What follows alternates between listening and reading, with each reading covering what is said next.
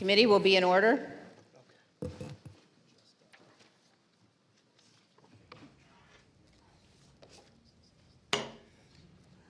Good evening.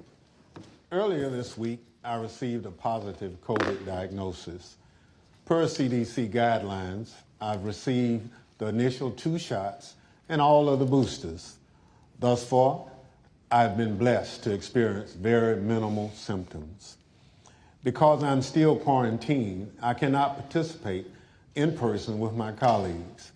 I've asked our Vice Chair, Ms. Cheney, to preside over this evening's hearing, including maintaining order in the room and swearing in our witnesses. Over the last month and a half, the Select Committee has told the story of a president who did everything in his power to overturn an election. He lied, he bullied, he betrayed his oath. He tried to destroy our democratic institutions. He summoned a mob to Washington.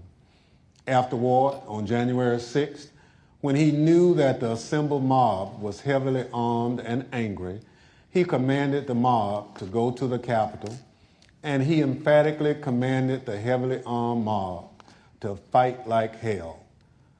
For the weeks between November election and January 6th, Donald Trump was a force to be reckoned with. He shrugged off the factuality and legality correct, sober advice of his knowledgeable and sensible advisors.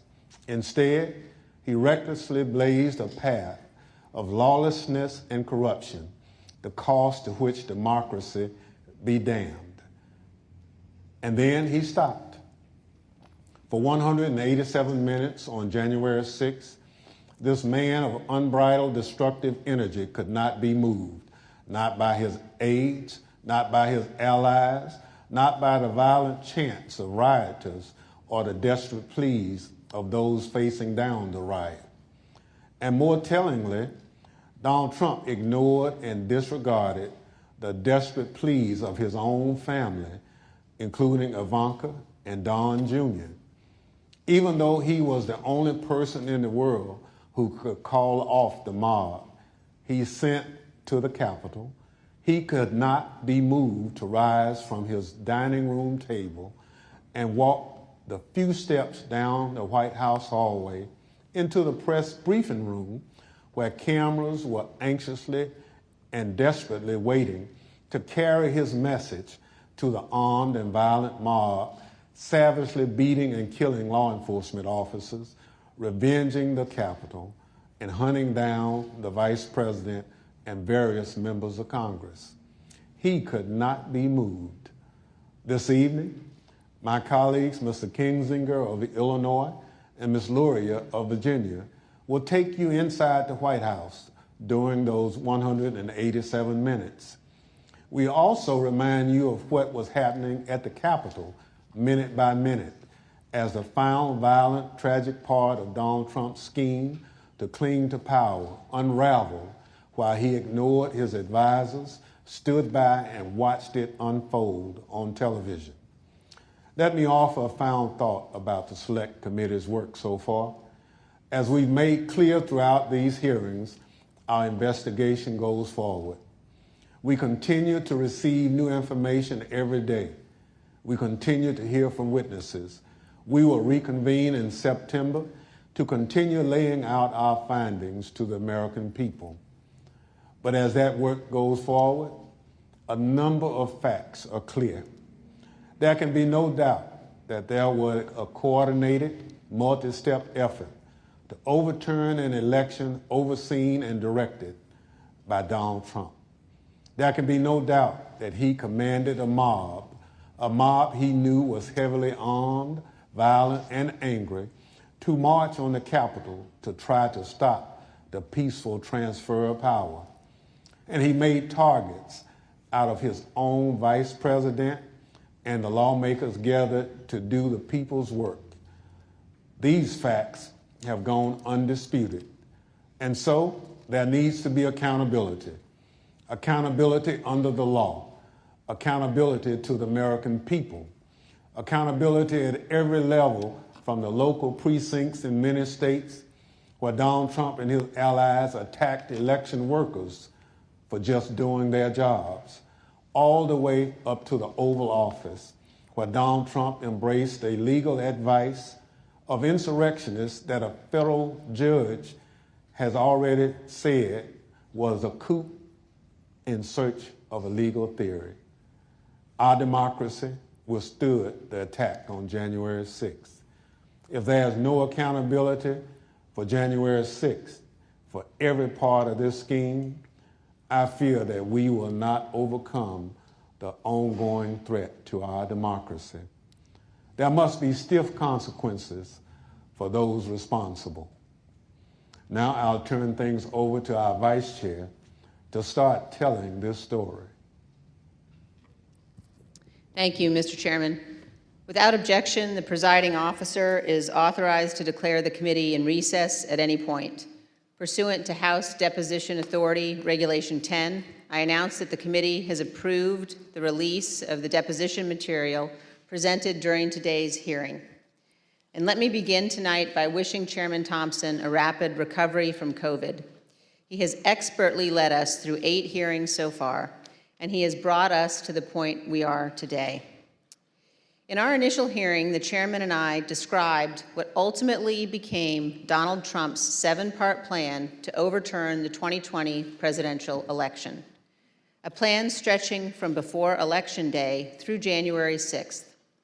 At the close of today's hearing, our 9th, we will have addressed each element of that plan. But in the course of these hearings, we have received new evidence, and new witnesses have bravely stepped forward. Efforts to litigate and overcome immunity and executive privilege claims have been successful, and those continue. Doors have opened, new subpoenas have been issued, and the dam has begun to break. And now, even as we conduct our 9th hearing, we have considerably more to do. We have far more evidence to share with the American people and more to gather. So our committee will spend August pursuing emerging information on multiple fronts before convening further hearings this September. Today, we know far more about the president's plans and actions to overturn the election than almost all members of Congress did when President Trump was impeached on January 13th, 2021, or when he was tried by the Senate in February of that year. 57 of 100 senators voted to convict President Trump at that time, and more than 20 others said they were voting against conviction because the president's term had already expired. At the time, the Republican leader of the United States Senate said this about Donald Trump. A mob was assaulting the Capitol in his name. These criminals were carrying his banners, hanging his flags, and screaming their loyalty to him. It was obvious that only President Trump could end this. He was the only one. Leader McConnell reached those conclusions based on what he knew then, without any of the much more detailed evidence you will see today. Lawlessness and violence began at the Capitol on January 6, 2021, before 1 p.m., and continued until well after darkness fell. What exactly was our commander-in-chief doing during the hours of violence? Today, we address precisely that issue. Everything you've heard in these hearings thus far will help you understand President Trump's motives during the violence. You already know Donald Trump's goal: to halt or delay Congress's official proceedings to count certified electoral votes. You know that Donald Trump tried to pressure his vice president to illegally reject votes and delay the proceedings. You know he tried to convince state officials and state legislators to flip their electoral votes from Biden to Trump. And you know Donald Trump tried to corrupt our Department of Justice to aid his scheme. But by January 6th, none of that had worked. Only one thing was succeeding on the afternoon of January 6th. Only one thing was achieving President Trump's goal: The angry, armed mob President Trump sent to the Capitol broke through security, invaded the Capitol, and forced the vote counting to stop. That mob was violent and destructive, and many came armed. As you will hear, Secret Service agents protecting the Vice President were exceptionally concerned about his safety and their own. Republican leader Kevin McCarthy was scared, as were others in Congress, even those who themselves helped to provoke the violence. And as you will see today, Donald Trump's own White House counsel, his own White House staff, members of his own family, all implored him to immediately intervene to condemn the violence and instruct his supporters to stand down, leave the Capitol, and disperse. For multiple hours, he would not. Donald Trump would not get on the phone and order the military or law enforcement agencies to help. And for hours, Donald Trump chose not to answer the pleas from Congress, from his own party, and from all across our nation to do what his oath required. He refused to defend our nation and our Constitution. He refused to do what every American president must. In the days after January 6th, almost no one of any political party would defend President Trump's conduct, and no one should do so today. Thank you, and I now recognize the gentlewoman from Virginia. Thank you, Madam Vice Chair. Article 2 of our Constitution requires that the President swear a very specific oath every 4 years. Every President swears or affirms to faithfully execute the office of President of the United States and, to the best of their ability, preserve, protect, and defend the Constitution of the United States. The President also assumes the constitutional duty to take care that our nation's laws be faithfully executed, and is the commander-in-chief of our military. Our hearings have shown the many ways in which President Trump tried to stop the peaceful transfer of power in the days leading up to January 6th. With each step of his plan, he betrayed his oath of office and was derelict in his duty. Tonight, we will further examine President Trump's actions on the day of the attack on the Capitol. Early that afternoon, President Trump instructed tens of thousands of supporters at and near the Ellipse rally, a number of whom he knew were armed with various types of weapons, to march to the Capitol.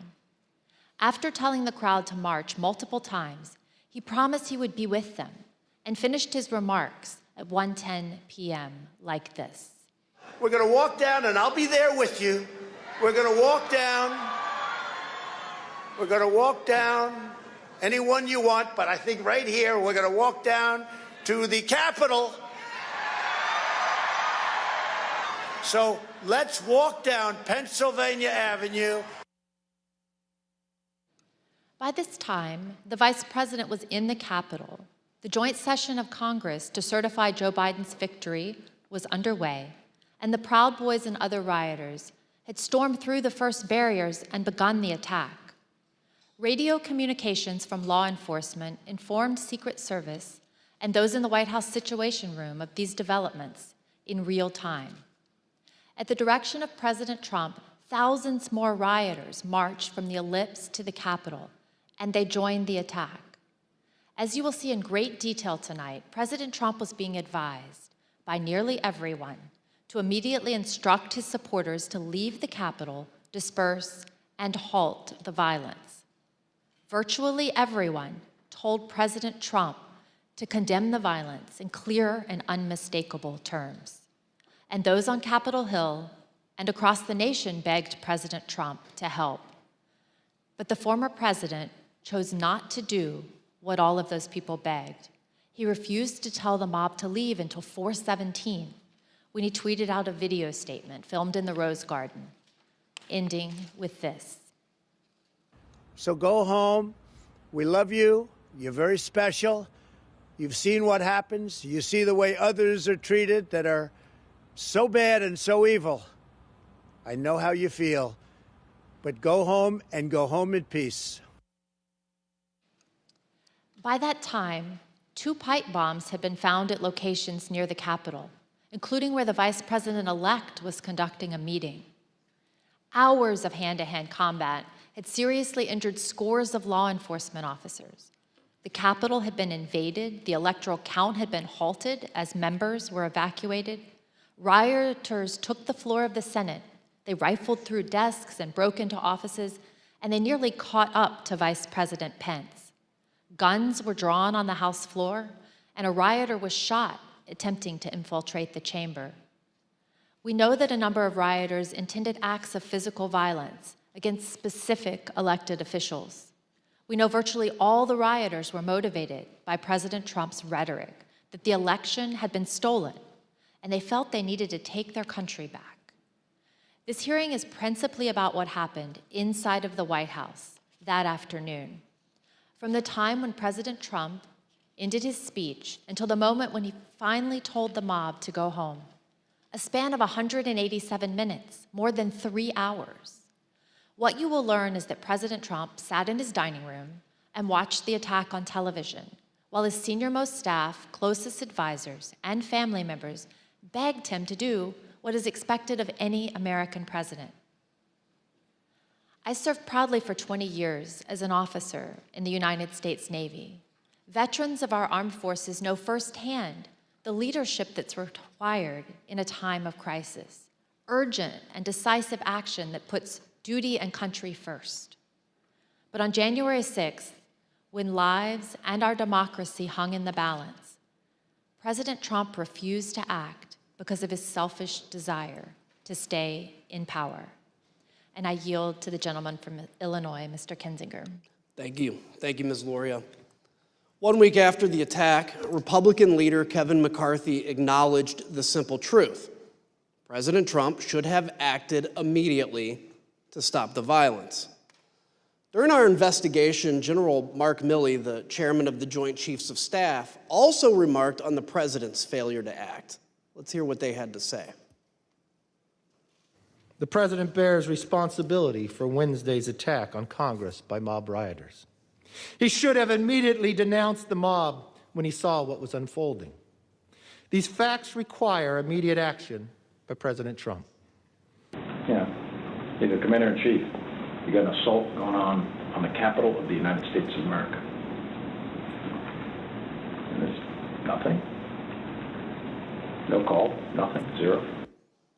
Like my colleague from Virginia, I'm a veteran. I served in the Air Force, and I serve currently in the Air National Guard. I can tell you that General Milley's reaction to President Trump's conduct is 100% correct, and so was Leader McCarthy's. What explains President Trump's behavior?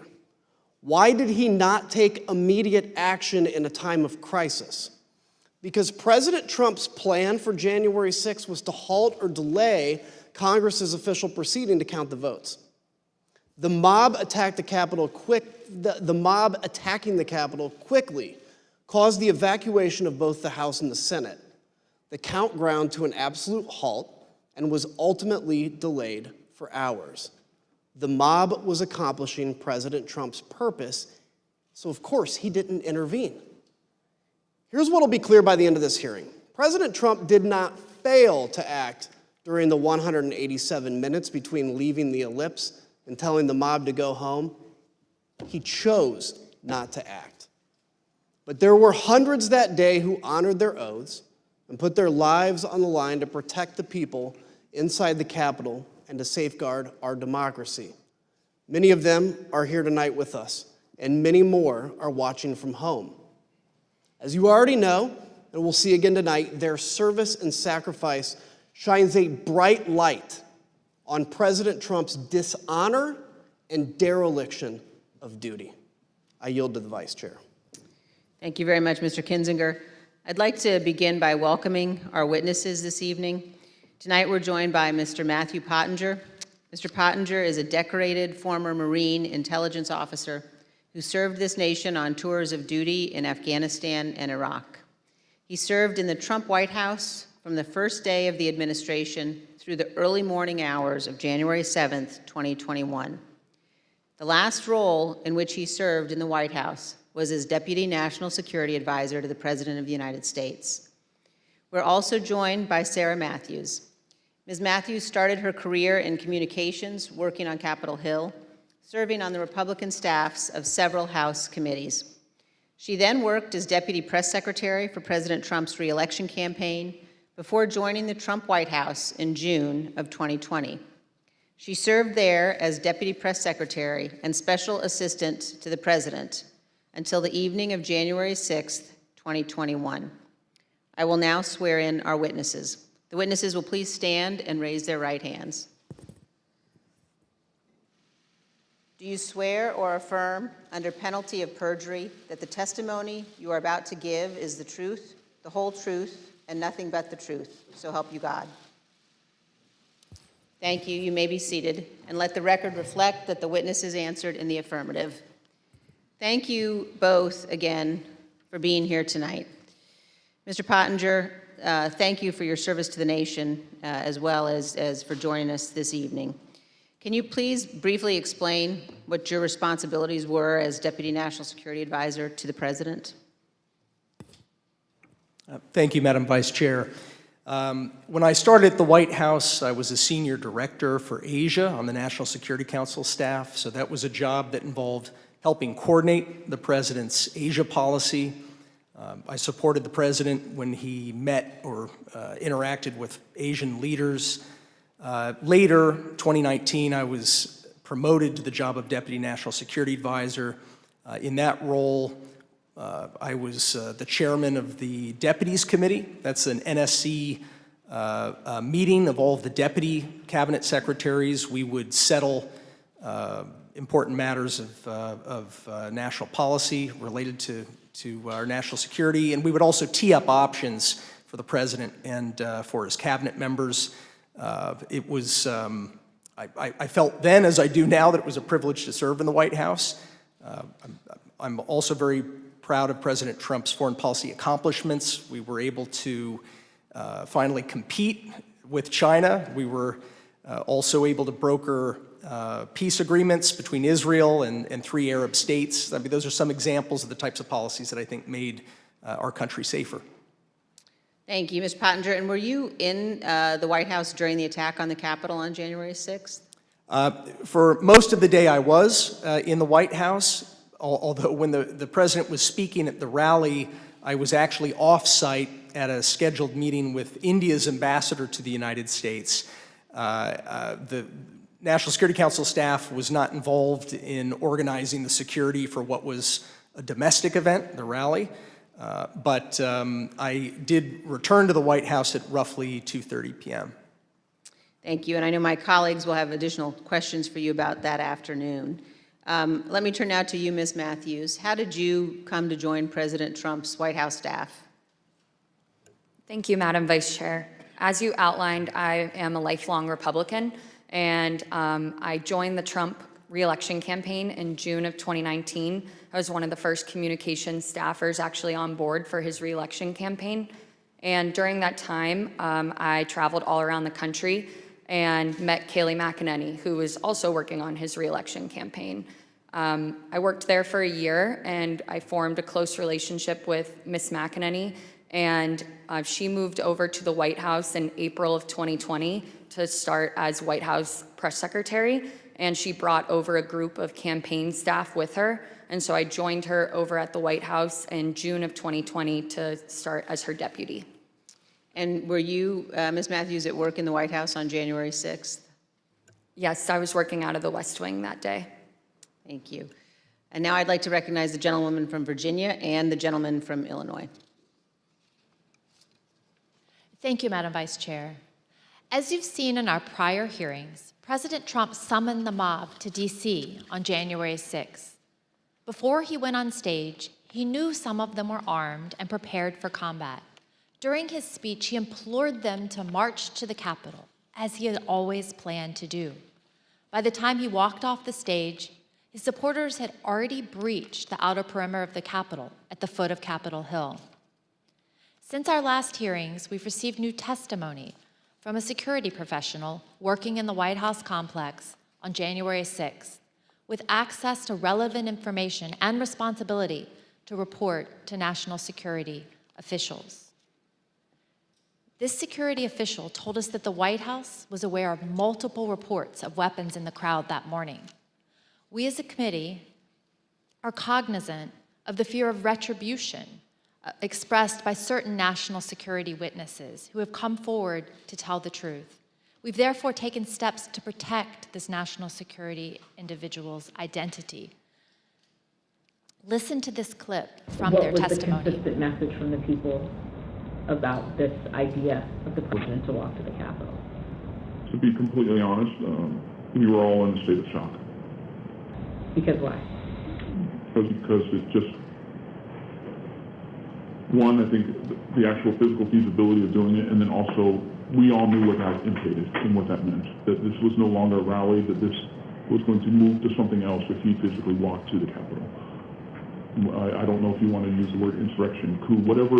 We all knew that this would move from a normal, democratic, public event into something else.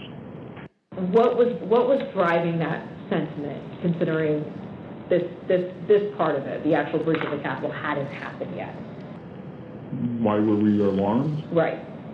The president wanted to lead tens of thousands of people to the Capitol. I think that was enough grounds for us to be alarmed. Even though he understood many of his supporters were armed, the president was still adamant to go to the Capitol when he got off the stage at the Ellipse. But his Secret Service detail was equally determined to not let him go. That led to a heated argument with the detail that delayed the departure of the motorcade to the White House. We have evidence from multiple sources regarding an angry exchange in the presidential SUV, including testimony we will disclose today from 2 witnesses who confirmed that a confrontation occurred. The first witness is a former White House employee with national security responsibilities. After seeing the initial violence at the Capitol on TV, the individual went to see Tony Ornato, the Deputy Chief of Staff in his office. Mr. Ornato was there with Bobby Engel, the president's lead Secret Service agent. This employee told us that Mr. Ornato said that the president was, quote, irate when Mr. Engel refused to drive him to the Capitol. Mr. Engel did not refute what Mr. Ornato said. The second witness is retired Sergeant Mark Robinson of the DC Police Department, who was assigned to the president's motorcade that day. He sat in the lead vehicle with a Secret Service agent responsible for the motorcade, also called the TS agent. Here's how Sergeant Robinson remembered the exchange. Was there any description of what was occurring in the car? No, the only description I received was that the president was upset and that he was adamant about going to the Capitol, and there was a heated discussion about that. And when you say heated, is that your word or is that the word that was described by the TS agent? No, the word described by the TS agent, meaning that the president was upset, and he was saying there was a heated argument or discussion about going to the Capitol. About how many times would you say you've been part of that motorcade with the president? Probably over 100 times. And in that 100 times, have you ever witnessed another discussion of an argument or heated discussion with the president where the president was contradicting where he was supposed to go or what the Secret Service believed was safe? No.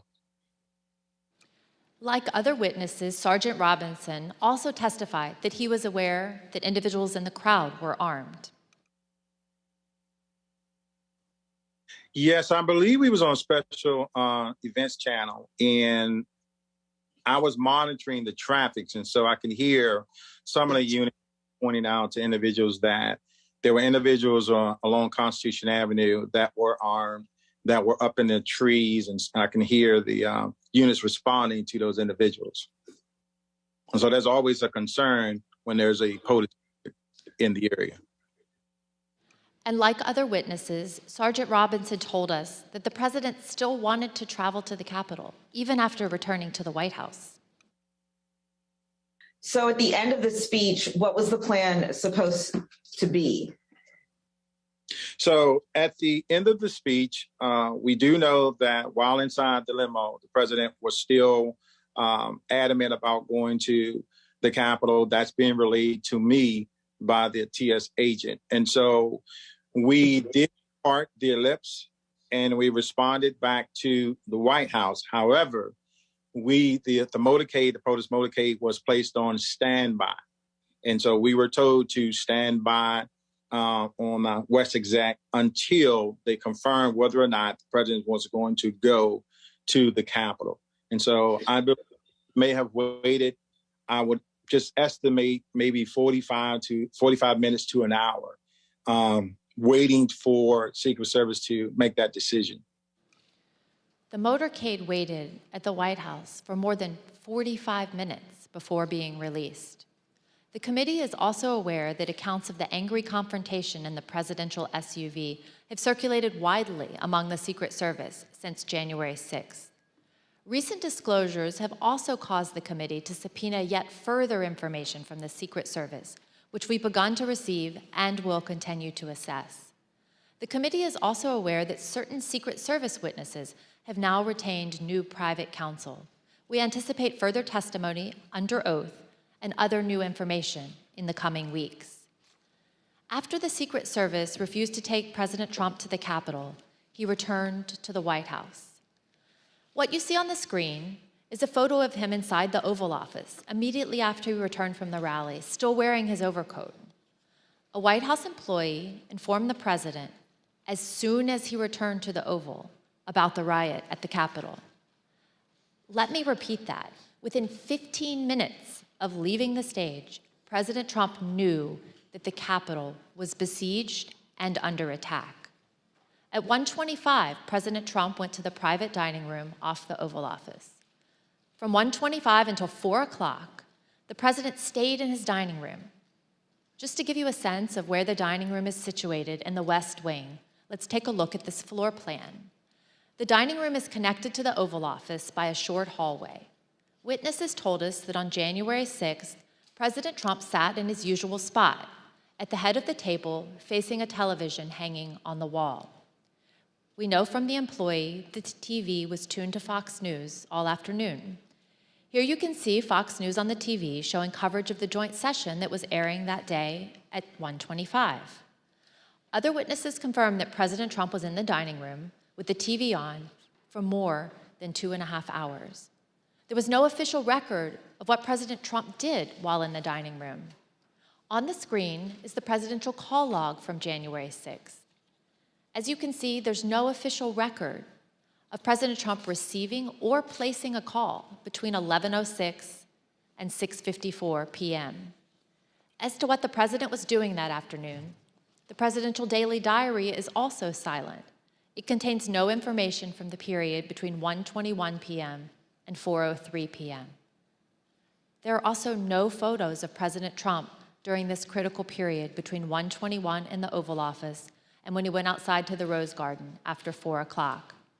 The chief White House photographer wanted to take pictures because it was, in her words, very important for his archives and for history. But she was told, quote, no photographs. Despite the lack of photos or an official record, we've learned what President Trump was doing while he was watching TV in the dining room. But before we get into that, it's important to understand what he never did that day. Let's watch. So are you aware of any phone call by the President of the United States to the Secretary of Defense that day? Not that I'm aware of, no. Are you aware of any phone call by the President of the United States to the Attorney General of the United States that day? No. Are you aware of any phone call by the President of the United States to the Secretary of Homeland Security that day? I'm not aware of that, no. Did you ever hear the President No. ask for the National No. Guard? Did you ever hear the President ask for law enforcement response? No. So as somebody who works in the national security space and with the National Security Council, if there were going to be troops present or called up for a rally in Washington, D.C., for example, is that something that you would have been aware of? Yeah, I would have. Do you know if he asked anybody to reach out to any of those that we just listed off: National Guard, DOD, FBI, Homeland Security, Secret Service, Mayor Bowser, the Capitol Police, about the situation at the Capitol? I am not aware of any of those requests. No, sir. We have confirmed in numerous interviews with senior law enforcement and military leaders, Vice President Pence's staff and DC government officials. None of them, not one, heard from President Trump that day. He did not call to issue orders. He did not call to offer assistance. This week, we received additional testimony from yet another witness about why the president didn't make any efforts to quell the attack. The former White House employee with national security responsibilities told us about a conversation with senior advisor Eric Hirschman and Pat Cipollone, the top White House lawyer. This conversation was about a pending call from the Pentagon seeking to coordinate on the response to the attack. Mr. Hirschman turned to Mr.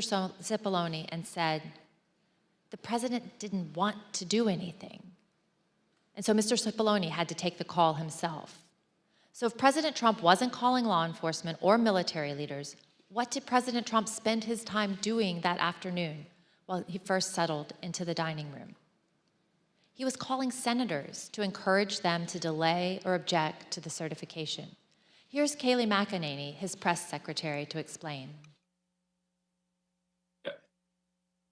All right, then it says back there, and he wants list of senators. And then he's calling them one by one. Do you know which ones he called? To the best of my recollection, no. As I say in my notes, he wanted a list of the senators, and I left him at that point. Because the presidential call log is empty, we do not yet know precisely which senators President Trump was calling. But we do know from Rudy Giuliani's phone records that President Trump also called him at 1:39, after he had been told that the riot was underway at the Capitol. Mr. Giuliani was President Trump's lead election attorney. According to the phone records, the president's call with him lasted approximately 4 minutes. Recall that Fox News was on in the dining room. Let's take a look at what was airing as this call was ending. The president, as we all saw, fired this crowd up. They've all, tens of thousands, maybe 100,000 or more, have gone down to the Capitol or elsewhere in the city, and they're very upset. Now, I jumped down as soon as we heard the news that Brett gave you about Mike Pence. I started talking to these people. I said, "What do you think?" One woman, an Air Force veteran from Missouri, said she was, quote, disgusted to hear that news and that it was his duty to do something. And I told her, I said, there's nothing in the Constitution unilaterally that Vice President Pence could do. She said, that doesn't matter. He should have fought for Trump. At 1:49, here's what was happening at the Capitol with President Trump's fired up supporters. We're going to give riot warning. We're going to try and get compliance, but this is now effectively a riot. 49 hours declaring it a riot.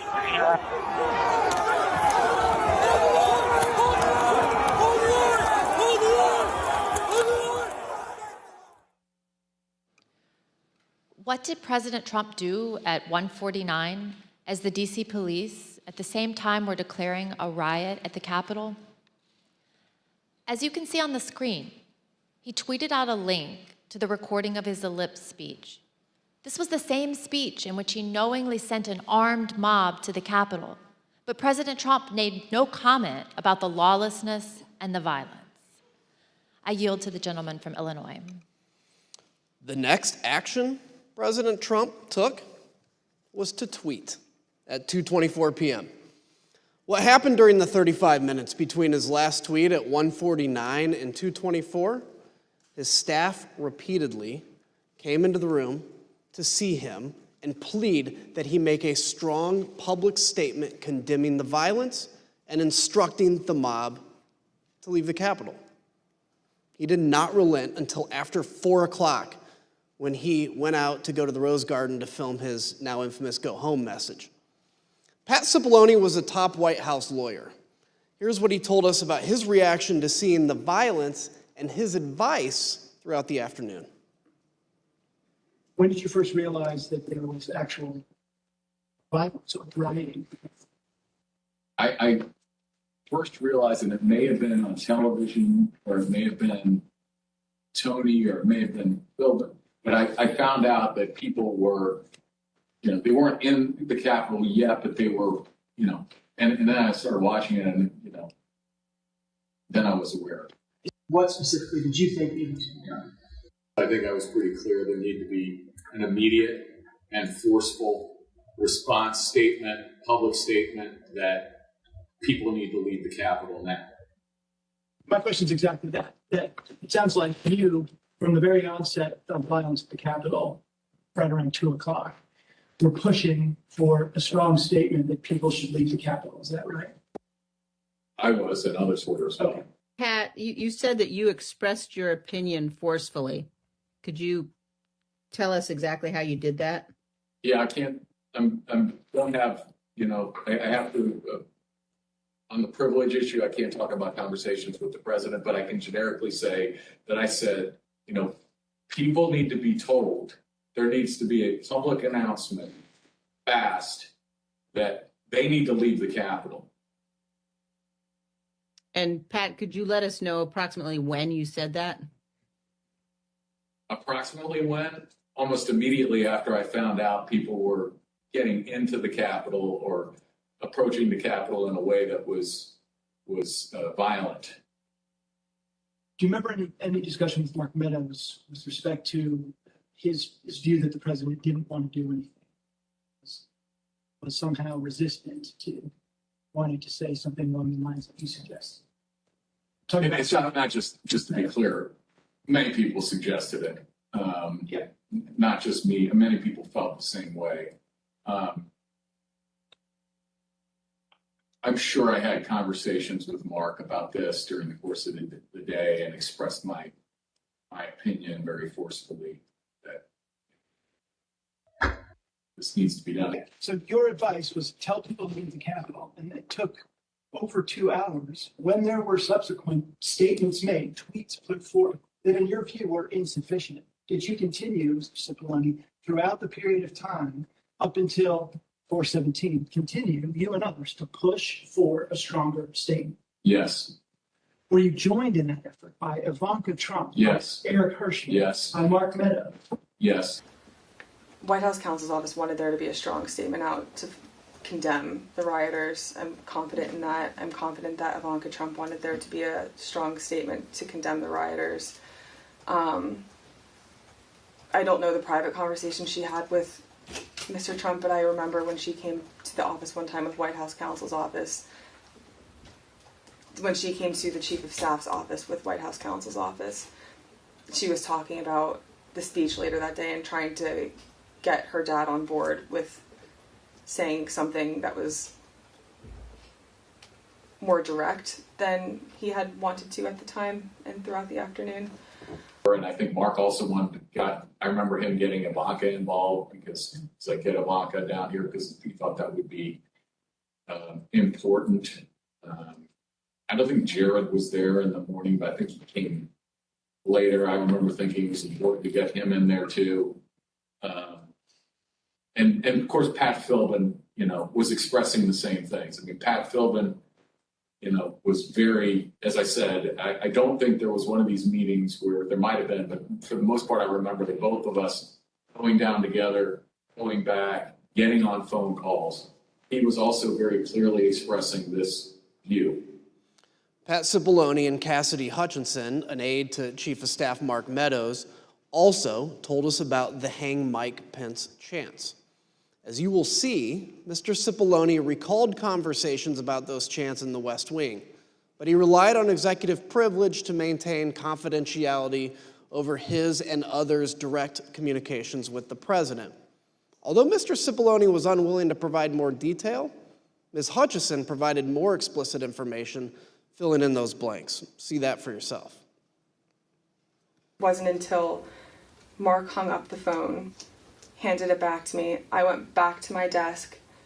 A couple minutes later, him and Pat came back, possibly Eric Hirschman too. I'm pretty sure Eric Hirschman was there. but I'm confident it was Pat that was there. I remember Pat saying something to the effect of, Mark, we need to do something more. They're literally calling for the vice president to be effing hung. And Mark had responded something to the effect of, you heard him, Pat. He thinks Mike deserves it. He doesn't think they're doing anything wrong. To which Pat said something, this is effing crazy. We need to be doing something more. Briefly stepped into Mark's office. Do you remember any discussion at any point during the day about rioters at the Capitol chanting "Hang Mike Pence"? Yes, I remember hearing that about that. Yes. Yeah. I don't know if I observed that myself on TV. I'm just curious. I understand the privilege line you've drawn, but do you remember what you can share with us about the discussion about those chants, the "Hang Mike Pence" chants?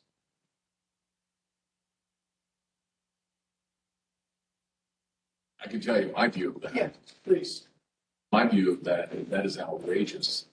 And for anyone to suggest such a thing as the Vice President of the United States, for people in that crowd to be chanting that, I thought it was terrible. I thought it was outrageous and wrong. And I expressed that very clearly. With respect to your conversations with Mr. Meadows, though, did you specifically raise a concern over the Vice President with him, and how did he respond?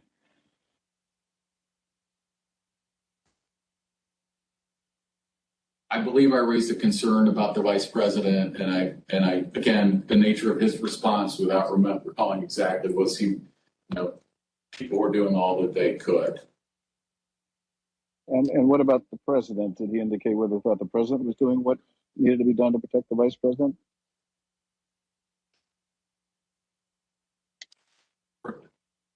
Yeah, just sort of that question. Yeah. Okay. I'm being shut down. I see.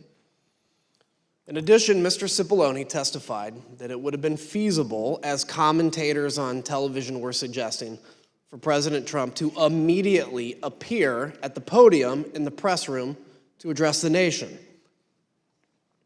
Would it have been possible at any moment for the president to walk down to the podium in the briefing room and talk to the nation at any time between when you first gave him that advice at 2 o'clock and 4:17 when the video statement?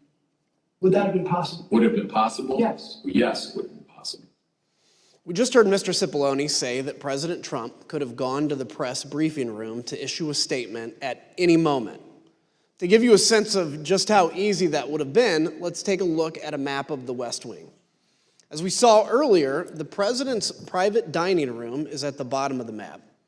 The press briefing room is at the top, highlighted in blue, and the Rose Garden, where the president ultimately filmed his go home video, is on the right next to the Oval Office, and that's highlighted in green.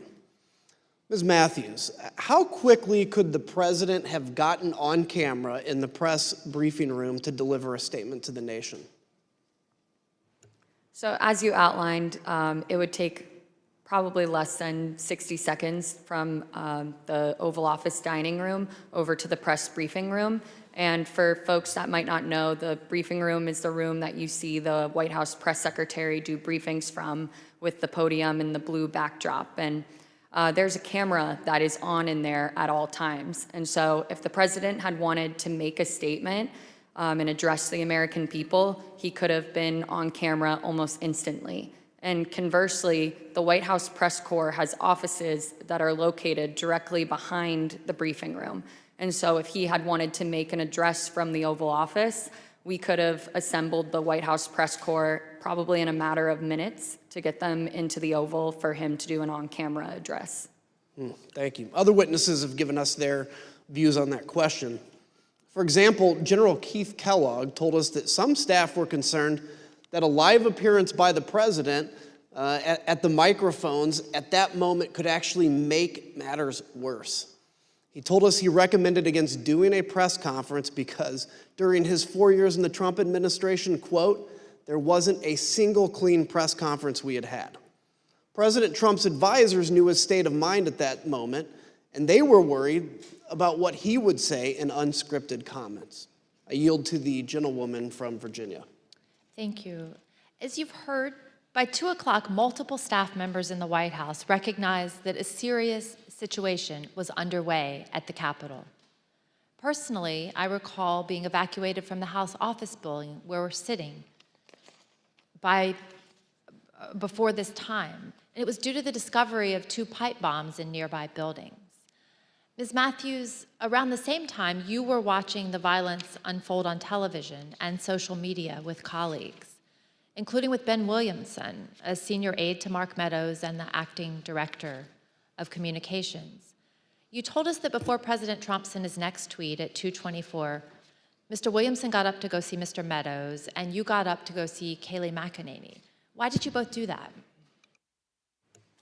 So Ben and I were watching the coverage unfold from one of the offices in the West Wing, and we both recognized that the situation was escalating, and it was escalating quickly, and that the president needed to be out there immediately to tell these people to go home and condemn the violence that we were seeing. So I told him that I was going to make that recommendation to Kayleigh, and he said he was going to make the same recommendation to the Chief of Staff, Mark Meadows. Thank you. And one of your colleagues in the press office, Judd Deere, told us he also went to see Ms. McEnany at that time. Let's hear what he said about this critical period of time, right as the rioters were getting into the Capitol. And why did you think it was necessary to say something? Well, I mean, it appears that individuals are storming the U.S. Capitol building. They also appear to be supporters of Donald Trump who may have been in attendance at the rally. We're going to need to say something. And did you have a view as to what should be said by the White House? If I recall, I told Kayleigh that I thought that we needed to encourage individuals to stop, to respect law enforcement, and to go home. Although President Trump was aware of the ongoing riot, he did not take any immediate action to address the lawlessness. Instead, at 2:03, he called Rudy Giuliani again, and that call lasted for over 8 minutes. Moments later, at 2:13, rioters broke into the Capitol itself. One of the Proud Boys charged with seditious conspiracy, Dominic Pezzola, used an officer's shield to smash a window, and rioters flooded into the building.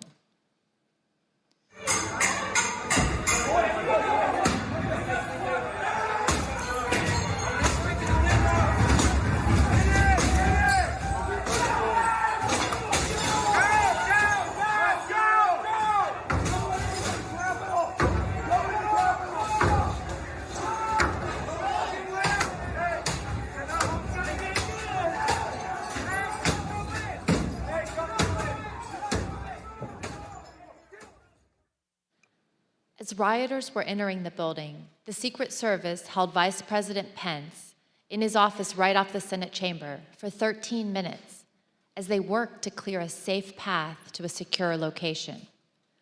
Now listen to some of that radio traffic and see what they were seeing as the protesters got just feet away from where the Vice President was holding.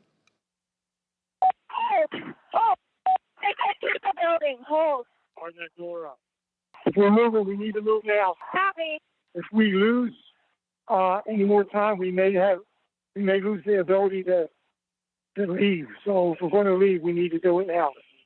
They've gained access to the second floor, and I've got public about 5 feet from me down here below. Okay, copy. They are on the second floor, moving in now. We may want to consider getting out and leaving now. Copy. Will we encounter the people once we make our way? Repeat. Encounter any individuals if we made our way to the. There's 6 officers between us and the people that are 5 to 10 feet away from me. Stand by. I'm going down to evaluate. Go ahead. We have a clear shot if we move quickly. We got smoke downstairs set by unknown smoke set downstairs by the protesters. Is that route compromised? We have this is secure. However, we will bypass some protesters that are being contained. There is smoke, unknown what kind of smoke it is. Copy. Clear, we're coming out now. All right, make a way.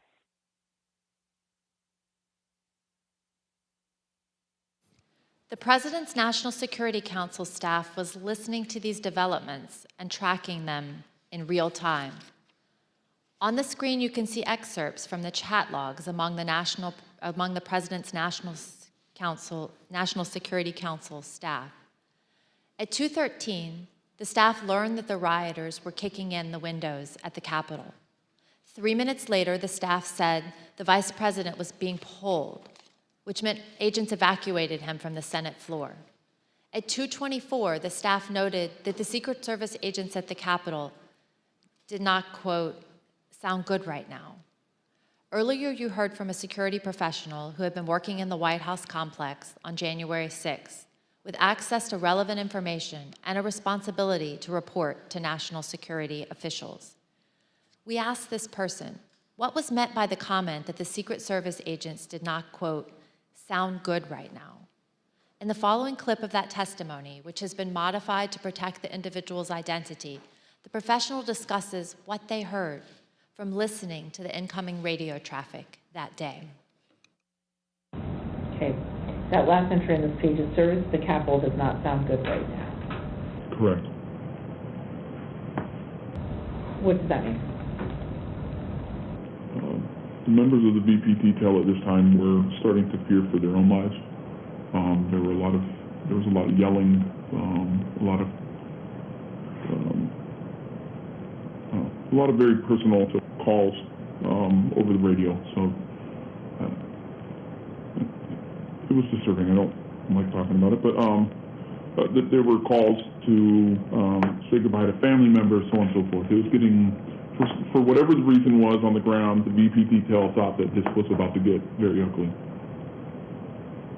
And did you hear that over the radio? Correct.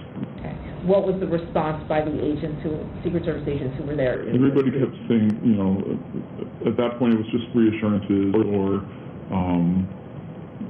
I think there were discussions of reinforcements coming, but again, it was just chaos. They were just yelling. Obviously, you conveyed the disturbing, but what prompted you to put it into an entry, as it states there, service for the Capitol? If they're running out of options and they're getting nervous, it sounds like that we came very close to either service having to use lethal options or worse. Like at that point, I don't know. Is the VP compromised? Is the detail I don't know.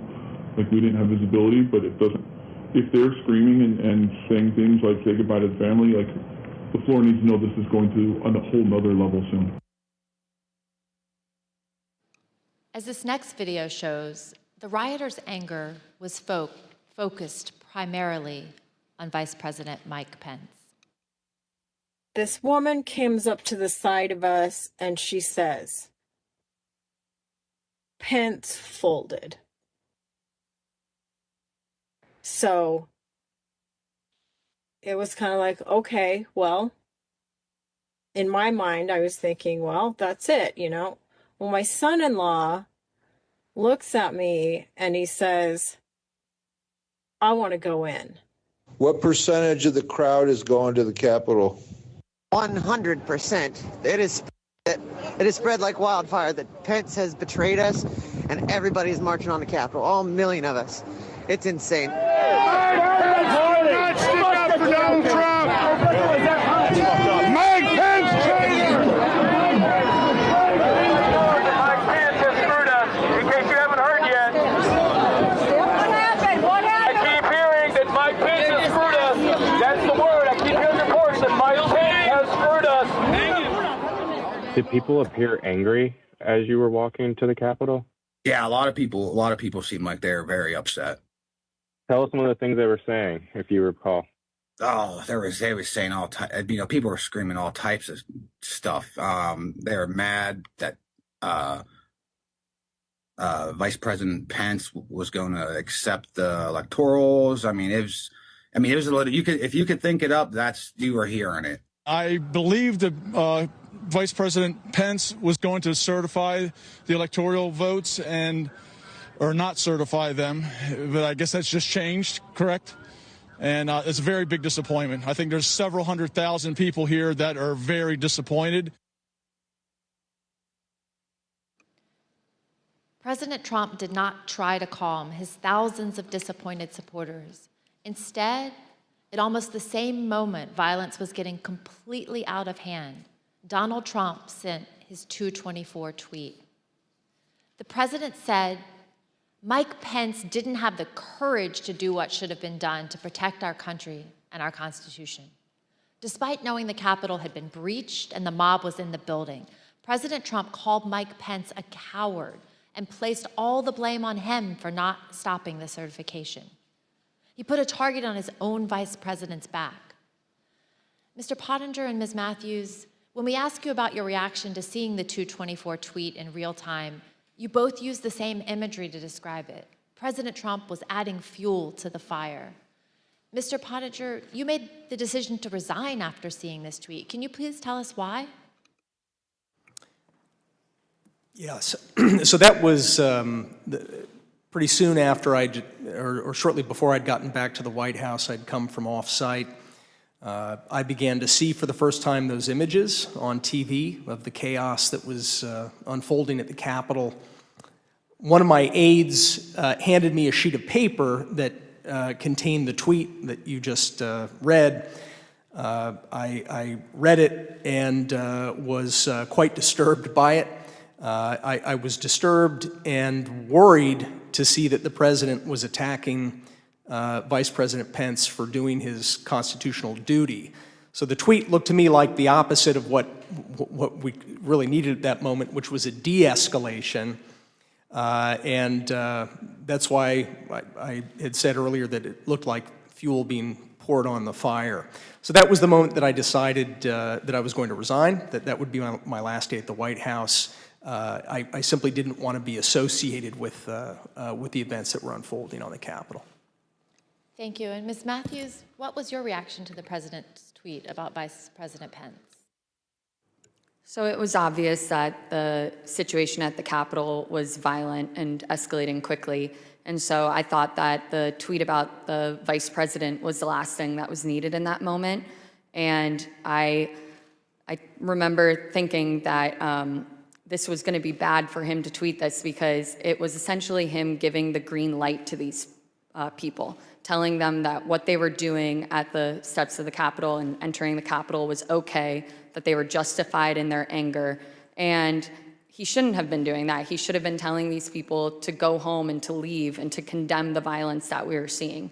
And I'm someone who has worked with him. You know, I worked on the campaign, traveled all around the country, going to countless rallies with him, and I've seen the impact that his words have on his supporters. They truly latch on to every word and every tweet that he says, and so I think that in that moment, for him to tweet out the message about Mike Pence, it was him pouring gasoline on the fire and making it much worse. Thank you both. And let's watch what others also told us about their reactions to this tweet. I don't remember when exactly I heard about that tweet, but my reaction to it is that's a terrible tweet, and I disagreed with the sentiment, and I thought it was wrong. What was your reaction when you saw that tweet? Extremely unhelpful. Why?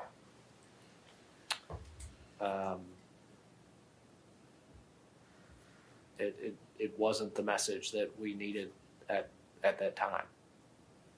It wasn't going to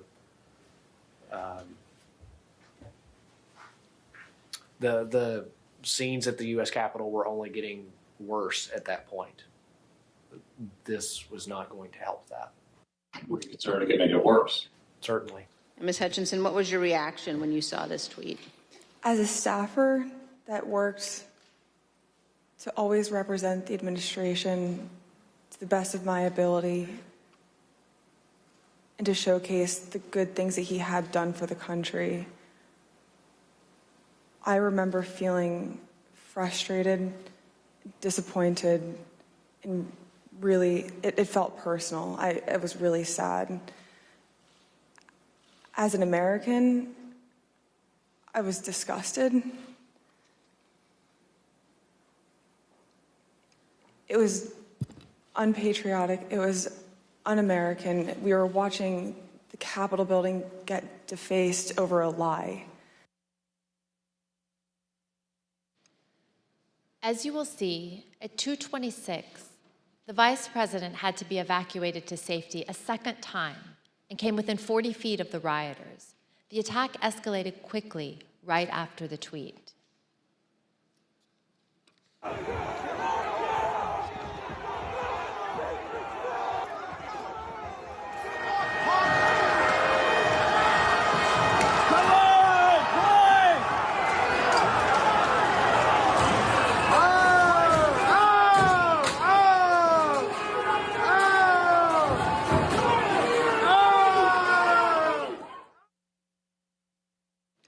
During this chaos, what did President Trump do at that point?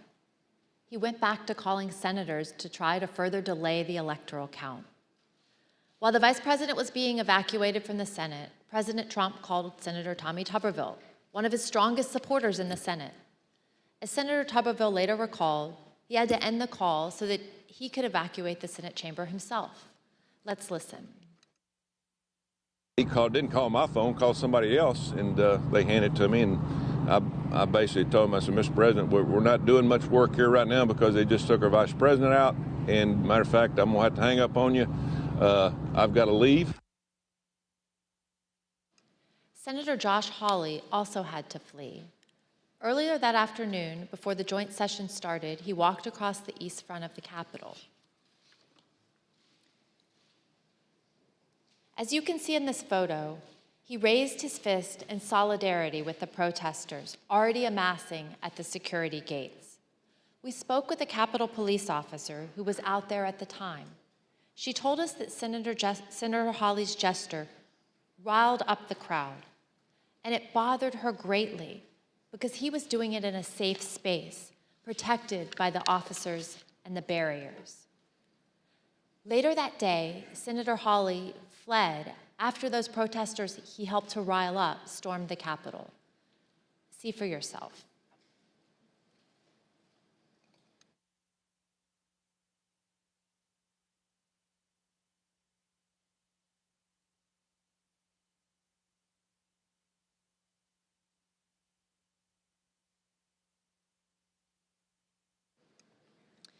Think about what we've seen.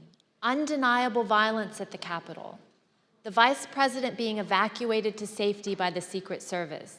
Senators running through the hallways of the Senate to get away from the mob. As the Commander-in-Chief, President Trump was oath and duty bound to protect the Capitol. His senior staff understood that. Do you believe, Jared, that the President has an obligation to ensure a peaceful transfer of power? Yes.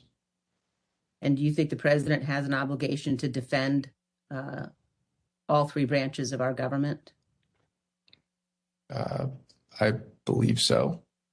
And I assume you also would agree the President has a particular obligation to take care that the laws be faithfully executed. That is one of the President's obligations, correct?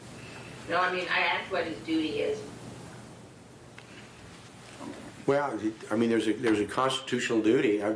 What he has, he's the Commander-in-Chief, and that was that was my biggest issue with him as National Security Advisor. Rather than uphold his duty to the Constitution, President Trump allowed the mob to achieve the delay that he hoped would keep him in power. I reserve. The gentlewoman reserves. I request that those in the hearing room remain seated until the Capitol Police have escorted members and witnesses from the room. I now declare the committee in recess for a period of approximately 10 minutes.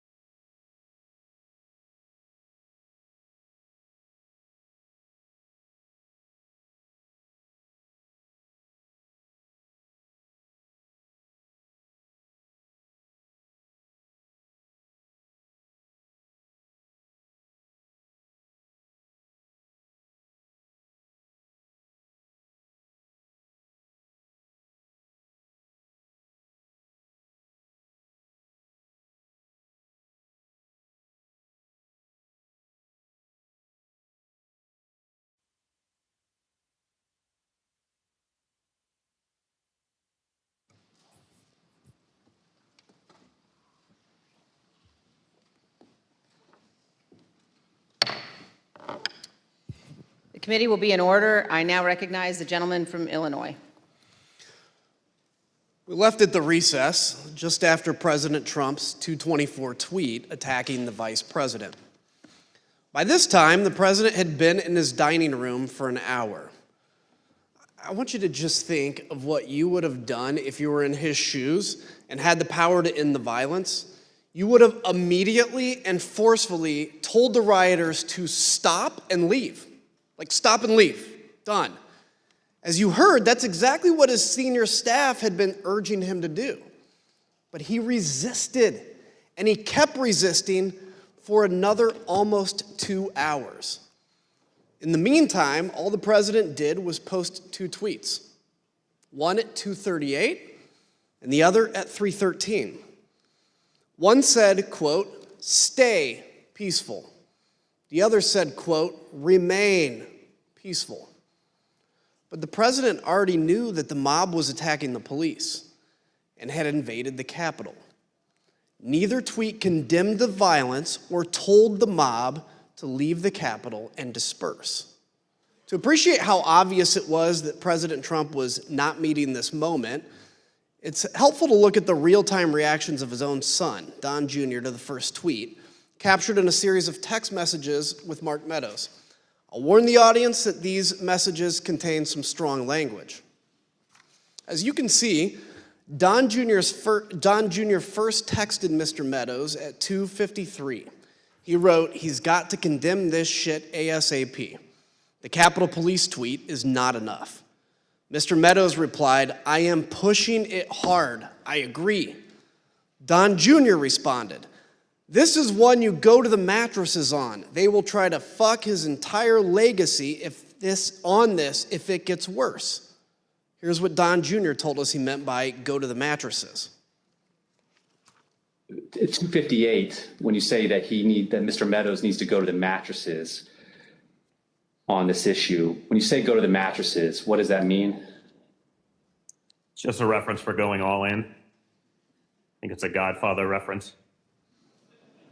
Sean Hannity agreed, and he also turned to Mark Meadows for help after the president's second tweet. As you can see, Mr. Hannity texted at 3:31 to say Trump needed to deliver a statement to the nation telling the rioters to leave the Capitol. Mr. Meadows responded that he was, quote, on it.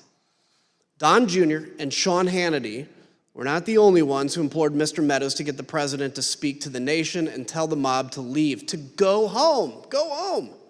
Throughout the attack, Mr. Meadows received texts from Republican members of Congress, from current and former Trump administration officials, from media personalities, and from friends.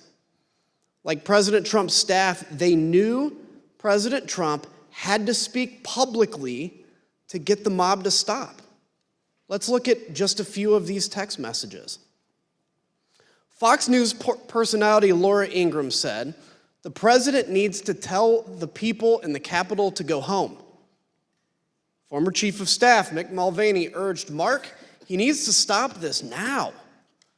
Fox News personality Brian Kilmeade said, "Please get him on TV, destroying everything that you guys have accomplished." When we interviewed White House counsel Pat Cipollone, he told us that he knew the president's 2 tweets were not enough. Let's listen to what he said. I think the question is, did you believe that the tweets were not anything about your advice to the president? No, I believe more needed to be done.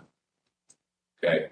I believed that a public statement needed to be made. When you talk about others on the staff thinking more should be done or thinking that the president needed to tell people to go home, who would you put in that category? Well, I would put Pat Philbin, Eric Hirschman, overall Mark Meadows,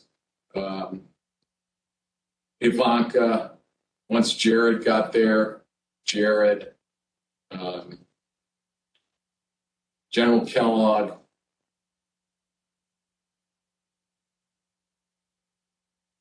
I'm probably missing some, but those Kaylee, I think, was there, but I don't Dan Scavino.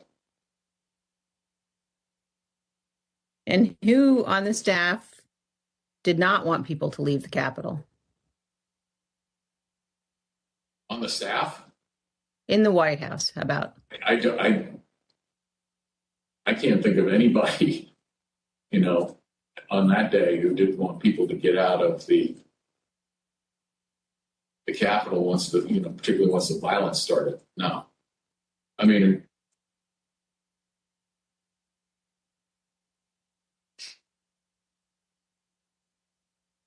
what about the president? Yeah. she said the staff. So I answered. No, I said in the White House. Oh, I'm sorry. I apologize. I thought you said who else on the staff.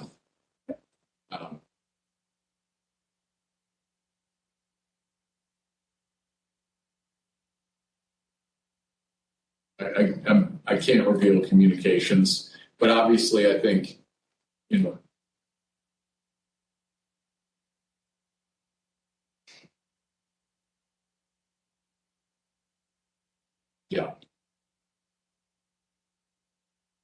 Let's pause on that last statement. Although Pat Cipollone is being careful about executive privilege, there really is no ambiguity about what he said. Almost everybody wanted President Trump to instruct the mob to disperse. President Trump refused. To understand how inadequate the president's tweets were, let's examine his 238 tweet in more detail. For context, here's what was happening at that time.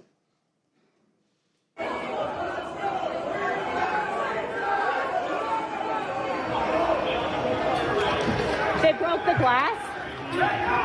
Everybody stay down! Get down! Doors barricade. There's people flooded the hallways outside. We have no way out. We were just told that there has been tear gas in the rotunda, and we're being instructed to each of us get gas masks.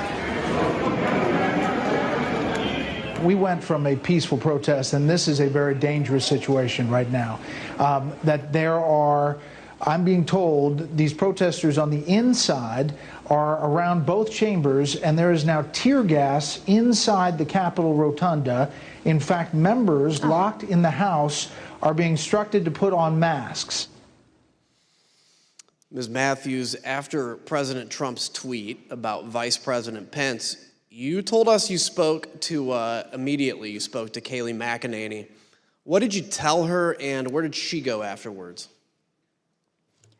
After the tweet about the vice president, I found Kayleigh and told her that I thought the president needed to immediately send out a tweet that condemned the violence that we were seeing, and that there needed to be a call to action to tell these people to leave the Capitol.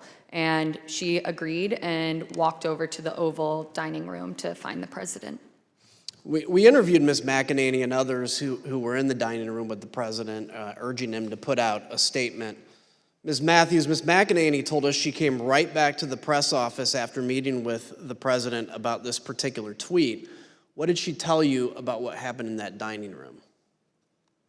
When she got back, she told me that a tweet had been sent out, and I told her that I thought the tweet did not go far enough, that I thought there needed to be a call to action and he needed to condemn the violence. And we were in a room full of people, but people weren't paying attention. And so she looked directly at me and in a hushed tone shared with me that the president did not want to include any sort of mention of peace in that tweet, and that it took some convincing on their part, those who were in the room. And she said that there was a back and forth going over different phrases to find something that he was comfortable with. And it wasn't until Ivanka Trump suggested the phrase, "stay peaceful," that he finally agreed to include it. The president resisted writing "stay peaceful" in a tweet. He told Mark Meadows that the rioters were doing what they should be doing, and the rioters understood they were doing what President Trump wanted them to do. President Trump's message was heard clearly by Stop the Steal organizer Ali Alexander. At 2:38, he told another organizer, quote, "POTUS is not ignorant of what his words would do." Rioters storming the Capitol also heard President Trump's message. In this video, you'll see surveillance footage from the rotunda that shows a group of Oath Keepers, including Jessica Watkins, who's been charged with seditious conspiracy. You'll hear her walkie-talkie communications with others as they share intelligence and communicate about President Trump's 2:38 tweet in real time. Again, we warn the audience that this clip also contains strong language.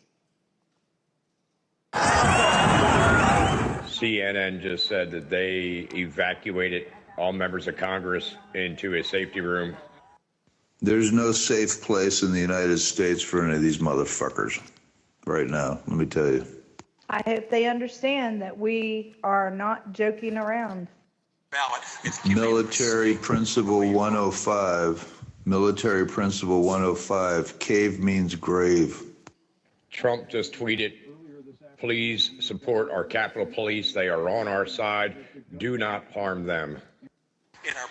That's saying a lot by what he didn't say. He didn't say not to do anything to the congressman. Well, he did not ask them to stand down. He just said, stand by the Capitol Police. They are on our side, and they are good people. So it's getting real down there. I got it on TV, and it's looking pretty friggin' radical to me. CNN said that Trump has egged this on, that he is egging it on, and that he is watching the country burn 2 weeks before he leaves office. He is not leaving office. I don't give a shit what they say. We are in the mezzanine. We are in the main dome right now. We are rocking it. They're throwing grenades. They're freaking shooting people with paintballs, but we're in here. Be safe, be safe. God bless and Godspeed, and keep going. Get it, Jess. Do your shit. This is what we fucking lived up for. Everything we fucking trained for. Took over the Capitol. Overran the Capitol. We're in the fucking Capitol, bro. We've now seen how President Trump's supporters reacted to his tweets. Mr. Pottinger, you told us that you consider the tweets sent to this point to be, quote, wholly inadequate given the urgency of the crisis. What, in your view, would have been needed? Yeah, it was insufficient. I think what you could count me among those who was hoping to see an unequivocal, strong statement clearing out the Capitol, telling people to stand down, leave, go home. I think that's what we were hoping for.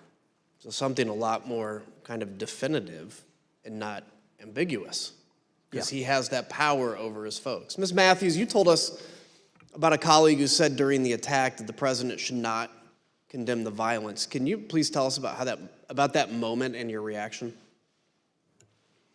Yes, so a conversation started in the press office after the president sent out those 2 tweets that I deemed were insufficient. And a colleague suggested that the president shouldn't condemn the violence because they thought it would be, quote, handing a win to the media if he were to condemn his supporters.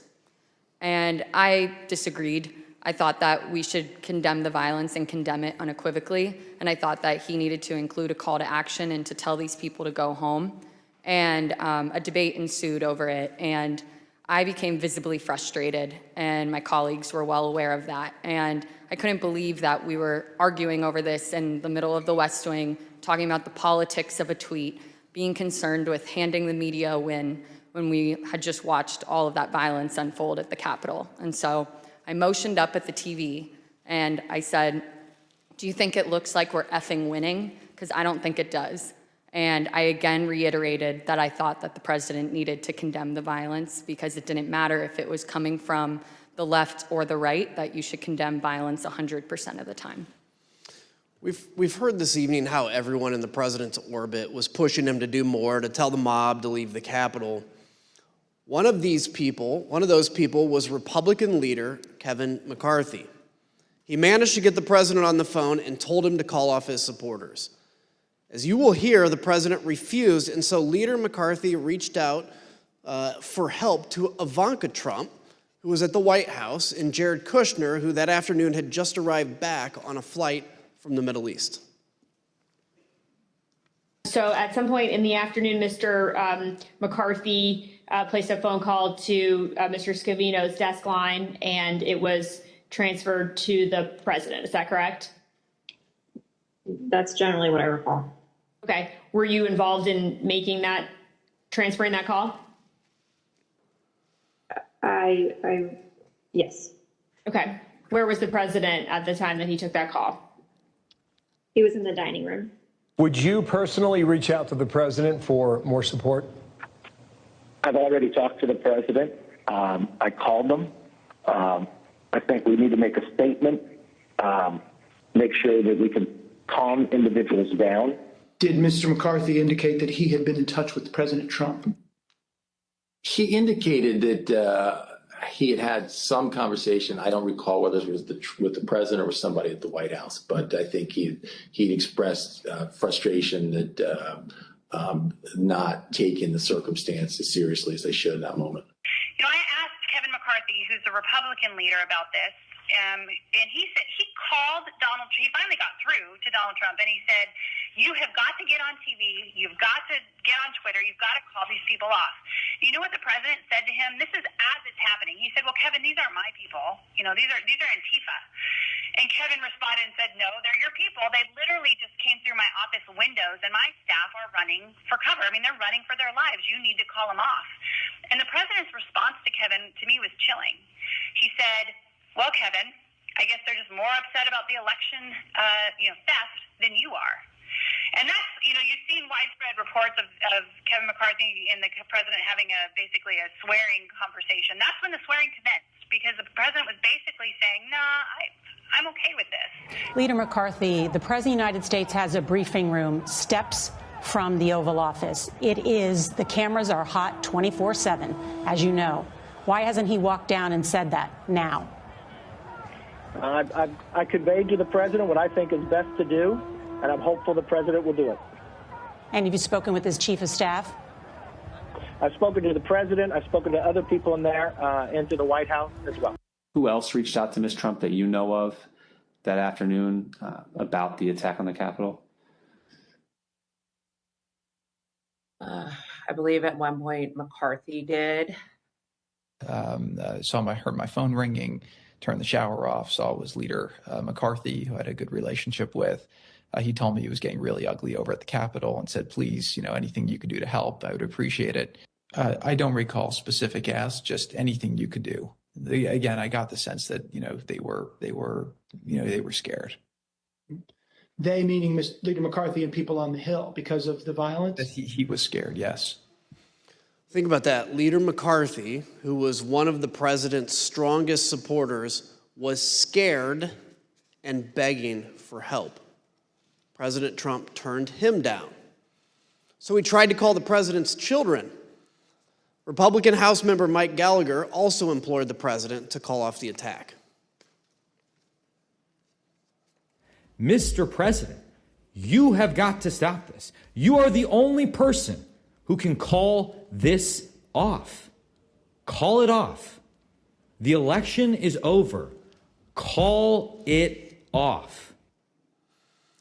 President-elect Joe Biden also went live on TV to demand that President Trump tell the mob to leave. I call on President Trump to go on national television now to fulfill his oath and defend the Constitution and demand an end to this siege. There was a desperate scramble for everyone to get President Trump to do anything. All this occurred, and the president still did not act. I yield to my friend from Virginia. Thank you, Mr. Kinzinger. President Trump finally relented to the pleas from his staff, his family, and from Capitol Hill for him to do something more at 4:17. 187 minutes, more than 3 hours after he stopped speaking at the Ellipse, after he stopped speaking to a mob that he had sent armed to the Capitol. That's when he tweeted a video telling the rioters to go home, while also telling them that they were special and that he loved them. By that time, although, the violence was far from over. Law enforcement had started to turn the tide. Reinforcements were on the way. and elected officials were in secure locations. The writing was already on the wall. The rioters would not succeed. Here's what was showing on Fox News, the channel the president was watching all afternoon. Back to Brett Baer with more information now. Brett, what do you have? Our Pentagon team, Jen Griffin, Lucas Tomlinson, confirming the Defense Department has now mobilized the entire D.C. National Guard, 1,800 troops. Take several hours, as I was mentioning before, to get them up and running. The Army Secretary Ryan McCarthy is setting up a headquarters at the FBI. You just heard from David Spunt that the FBI is also sending troops to the Capitol. It's no coincidence, then, that President Trump finally gave in and went out to the Rose Garden at 4:03. His staff had prepared a script for him to read, but he refused to use it. As you can see on the screen, you can see the script is stamped "President has seen." The script said, quote, "I'm asking you to leave the Capital Region now and go home in a peaceful way." The president was urged to stick to this script, but he spoke off the cuff. Eric Hirschman and Nick Luna went with the president to film the message in the Rose Garden. Let's hear what they had to say and see the never-before-seen raw footage of the president recording this video message. Ultimately, these remarks that we're looking at here in Exhibit 25 were not the remarks that the president delivered in the Rose Garden. Do you know why the president decided not to use these? I don't know, sir. No, I do not know why. Did the president use any written remarks to your knowledge, or did he just go off the cuff? To my knowledge, it was off the cuff, sir. Good, Chase? Yep. When you're ready, sir. Yep, you'll be right behind me.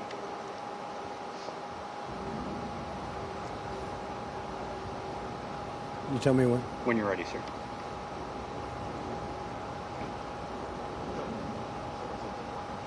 Who's behind me? He's gone around. We're all clear now.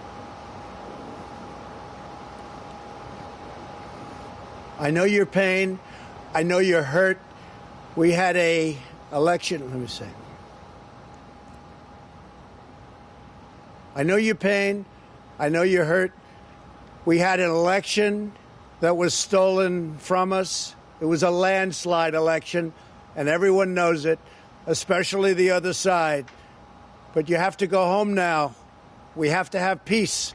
We have to have law and order. We have to respect our great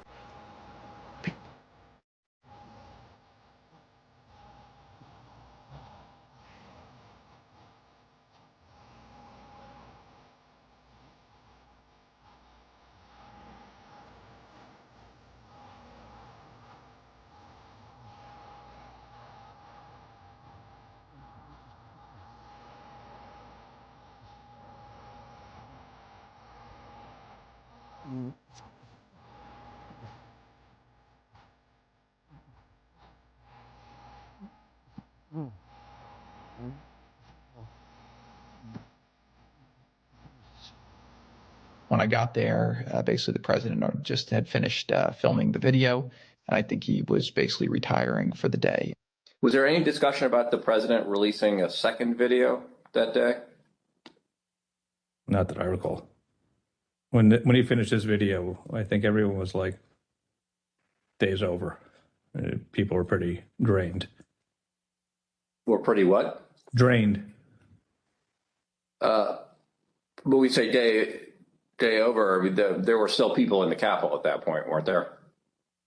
There were people in the Capitol, but I believe by this stage, law enforcement, and I'd have to go back and look, but I believe law enforcement was either there or moving in or going to take charge. I just say people were emotionally drained by the time that videotape was done. Emotionally drained? At the White House? Here's what was happening at the same time at the Capitol. We warned the audience that this clip also contains strong language and violence. Hey, keep pushing, don't lose the momentum.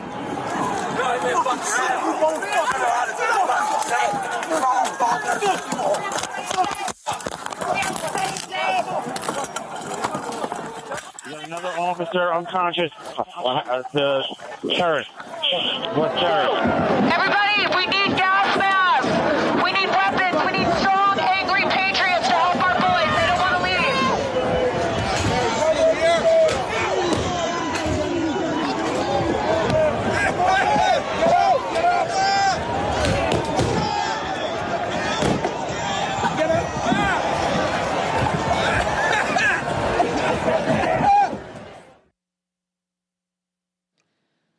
While President Trump refused to even lift another finger to help, other leaders honored their oaths and acted to clear the Capitol and resume the joint session.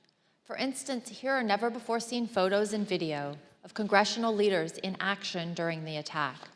The video is a portion of a call they had at approximately 4:45 with Acting Secretary of Defense, Chris Miller.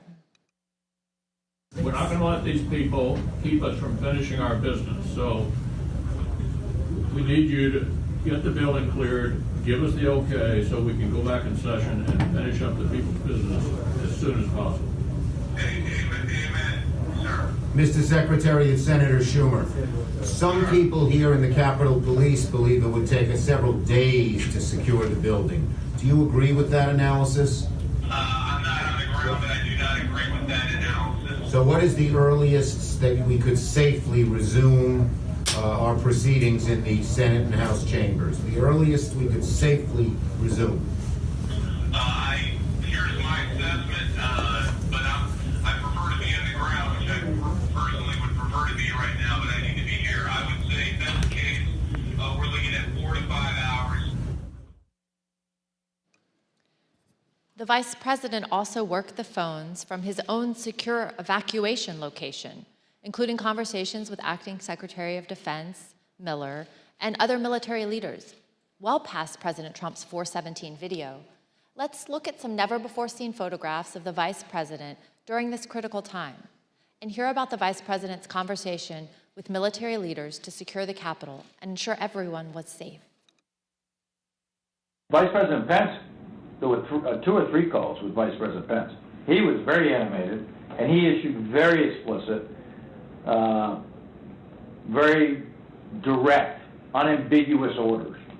There was no question about that, and he was, and I can get you the exact quotes, I guess, from some of our records somewhere. But he was very animated, very direct, very firm, and to Secretary Miller, get the military down here, get the Guard down here, put down this situation, etc. As you heard earlier in the hearing, the President did not call the Vice President or anyone in the military, federal law enforcement, or DC government. Not a single person. But General Milley did hear from Mark Meadows. The contrast between that call and his calls with Vice President Pence tell you everything you need to know about President Trump's dereliction of duty. Let's listen. He said, this is from memory, he said, we have to kill the narrative that the Vice President is making all the decisions. We need to establish the narrative that, that the President is still in charge and that things are steady or stable or what's that thing. I immediately interpreted that as politics, politics, politics. Red flag for me personally, no action, but I remember it distinctly. I don't do political narratives.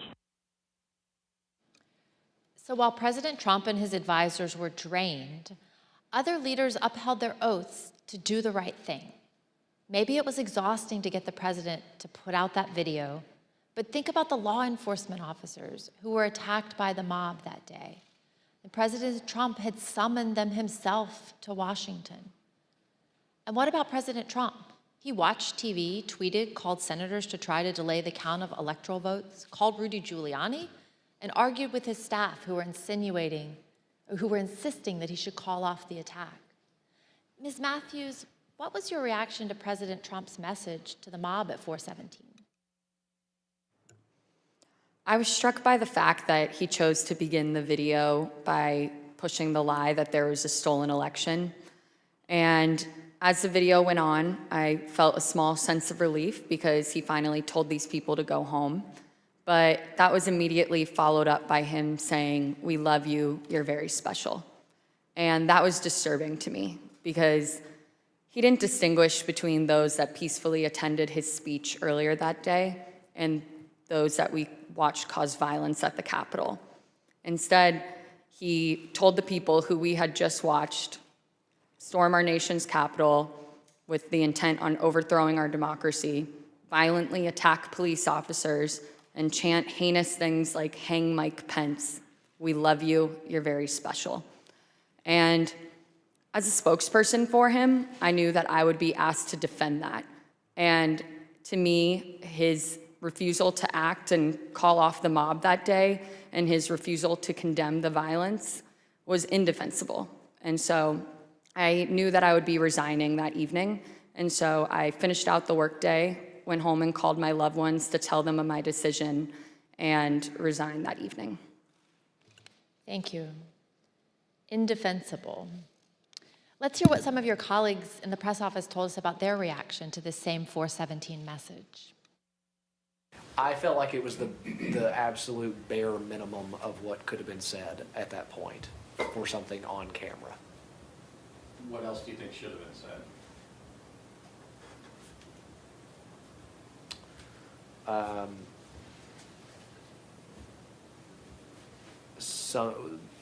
A more forceful dismissal of the violence, a more forceful command to go home, a more forceful respect for law enforcement, even a comparison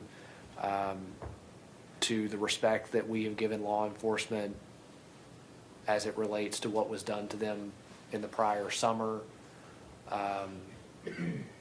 And I thought it was important that an acknowledgement be given to the U.S. Capitol building itself, what it's a symbol of, what it means, not only to the people that work there, but to the American people generally, and the work of Congress that by law needed to be conducted that day. Do you wish, in hindsight, that the president had asked the protesters to leave the Capitol earlier than he ended up asking them to do that? Of course, I would love if the go home message would have happened earlier in the day. The president's words matter. We know that many of the rioters were listening to President Trump. We heard from one last week, Stephen Ayers. Let's listen to what he had to say about the 417 message from the president and see how rioters reacted to the president's message in real time.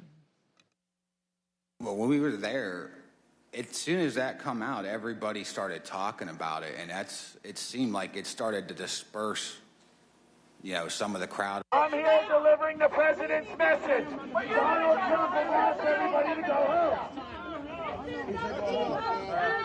That's our order. He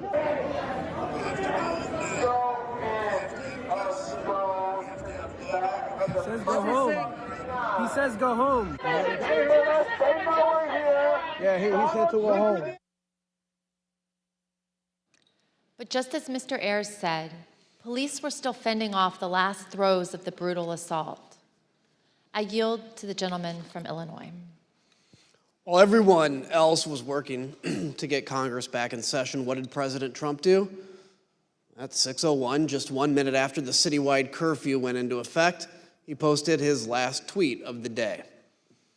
After officers engaged in multiple hours of hand-to-hand combat, with over 100 of them sustaining injuries, President Trump tweeted at 6:01 and justified the violence as a natural response to the election.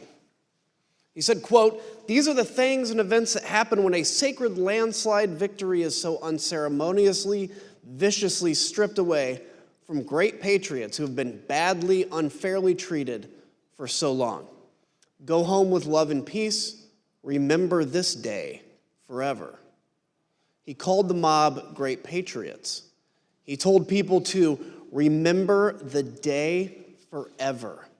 He showed absolutely no remorse. A few minutes later, at 6:27, the president left the dining room and he went up to the White House residence for the night. On the screen is the last photograph of the president that night as he went into the residence. As he was gathering his things in the dining room to leave, President Trump reflected on the day's events with a White House employee. This was the same employee who had met President Trump in the Oval Office after he returned from the ellipse. President Trump said nothing to the employee about the attack. He said only, quote, "Mike Pence let me down." Ms. Matthews, what was your reaction to President Trump's 6:01 tweet? At that point, I had already made the decision to resign, and this tweet just further cemented my decision. I thought that January 6, 2021 was one of the darkest days in our nation's history, and President Trump was treating it as a celebratory occasion with that tweet. And so it just further cemented my decision to resign. Others agreed with your assessment of that tweet. Let's look at what they had to say. Who asked you about this tweet before it was sent? The president. Tell us about that conversation and everything that you said and he said, to the best of your recollection. Sure. So he said, "What do you think of this?" And I believe I saw the text message or on his phone. And I remember saying to him, the wording on the first sentence, I guess it's one long sentence, but the wording on the first sentence would lead some to believe that potentially he had something to do with the events that happened at the Capitol. What did he say? I don't recall him saying anything in response to that. I believe that was the end of the conversation. Did he change anything in light of your comments? No, sir, he did not. And what about this made you think that someone might perceive the president having a role in the violence at the Capitol? It was my interpretation of the words. I mean, I'm not I don't write speeches or anything, but the phrase, "these are the things that happened," to me sounded as if culpability was associated with it, to me. I don't think it's a patriotic act to attack the Capitol, but I have no idea how to characterize the people other than they trespassed, destroyed property, and assaulted the U.S. Capitol. I think calling them patriots is,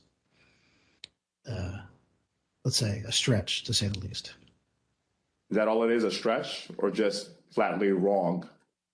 I don't think it's a patriotic act to attack the U.S. Capitol. Would you call it unpatriotic? Criminal? Unpatriotic, sure.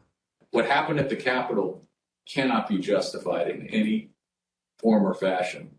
It was wrong and it was tragic, and it was a terrible day. It was a terrible day for this country. I thought it was inappropriate. Why? To my mind, it was a day that should be remembered in infamy. That wasn't the tenor of this tweet. Despite the violence of the day, the effort to delay the certification continued. That evening, Rudy Giuliani called several of President Trump's closest political allies in the hour before the joint session resumed. Representative Jim Jordan and Senators Marsha Blackburn, Tommy Tuberville, Bill Hagerty, Lindsey Graham, Josh Hawley, and Ted Cruz. We know why Mr. Giuliani was calling them, because at 7:02, he left a voicemail for Senator Tuberville, which later became public. Let's listen to just the start of it. Senator Tuberville, or I should say Coach Tuberville, this is Rudy Giuliani, President's lawyer. I'm calling you because I want to discuss with you how they're trying to rush this hearing and how we need you, our Republican friends, to try to just slow it down so we can get these legislatures to get more information to you. Mr. Giuliani did not even mention the attack on the Capitol. Instead, he was pushing on behalf of President Trump to get members of Congress to further delay the certification. Even though some members did proceed with objections, Vice President Pence and Congress stood firm and successfully concluded the joint session in the early morning hours of January 7th. Here are some of what members of the president's party said in the days and weeks after the attack. There's no question, none, that President Trump is practically and morally responsible for provoking the events of the day. No question about it. The people who stormed this building believed they were acting on the wishes and instructions of their president. And having that belief was a foreseeable consequence of the growing crescendo of false statements, conspiracy theories, and reckless hyperbole, which the defeated president kept shouting into the largest megaphone on planet Earth. The violence, destruction, and chaos we saw earlier was unacceptable, undemocratic, and un-American. It was the saddest day I've ever had as serving as a member of this institution. Madam Speaker, today the People's House was attacked, which is an attack on the Republic itself. There is no excuse for it. A woman died, and people need to go to jail. And the president should never have spun up certain Americans to believe something that simply cannot be. Well, after 3 a.m, Congress certified the 2020 election results.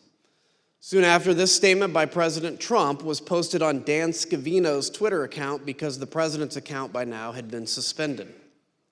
As you can see, President Trump stuck with his big lie that the election was stolen. But he did say there would be an orderly transition. We learned, though, that the statement was not necessarily his idea. Jason Miller, a campaign advisor, told us that after the joint session started, he heard nothing from President Trump or the White House about assuring the nation that the transfer of power would take place. So Mr. Miller took it upon himself to draft the statement and call the president at 9:23 that night to convince him to put it out. Let's listen to what he had to say about the call. Did he disagree with something that you had put in the statement, some particular word or phrase that he did not want included? I'd say just he wanted to say peaceful transition, and I said that ship's kind of already sailed, so we're going to say orderly transition. That was about the extent of disagreement or pushback from the conversation. The last person President Trump spoke to by phone that night was Johnny McEntee, his head of personnel. Mr. McEntee told us that they talked about the events of the day and the multiple resignation by administration officials. The decision whether to resign was one that weighed heavily on people in the administration. On the one hand, people like Mr. Pottinger and Ms. Matthews here, as proud as they were to have served, refused to be associated with President Trump's dereliction of duty. But others were sincerely worried that leaving President Trump to his own devices would put the country at continued risk.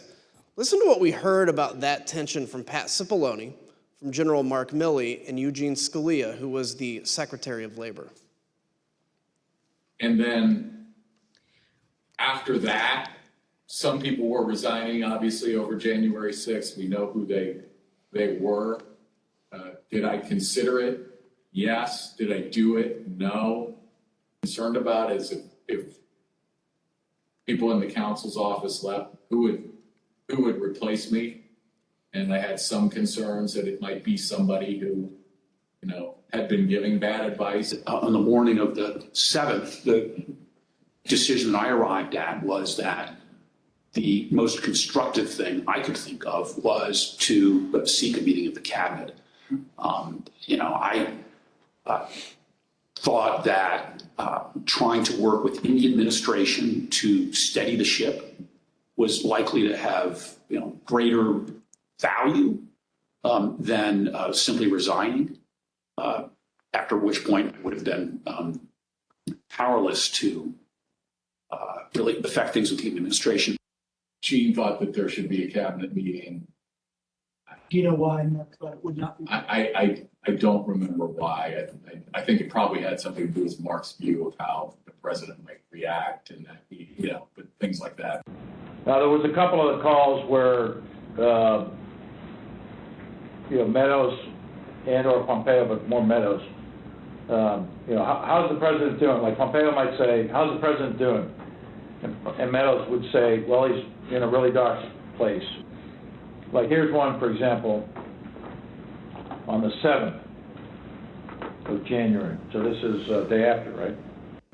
POTUS is very emotional and in a bad place. Meadows. As you heard, Secretary Scalia wanted President Trump to convene a cabinet meeting. He put his request in a memo to the president, and here's what it said. You can see that Secretary Scalia recommended that the president, quote, no longer publicly question the election results. After Wednesday, no one can deny this is harmful. Secretary Scalia also highlighted the importance of the public knowing the president would invoke his cabinet in decision-making and not, quote, certain private individuals. Though Secretary Scalia did not say it, he was referring to Rudy Giuliani and the rest of the so-called clown car working with President Trump to try to overturn the election. Secretary Scalia understood that the president needed to do more to reassure the public about the last few weeks of the Trump administration.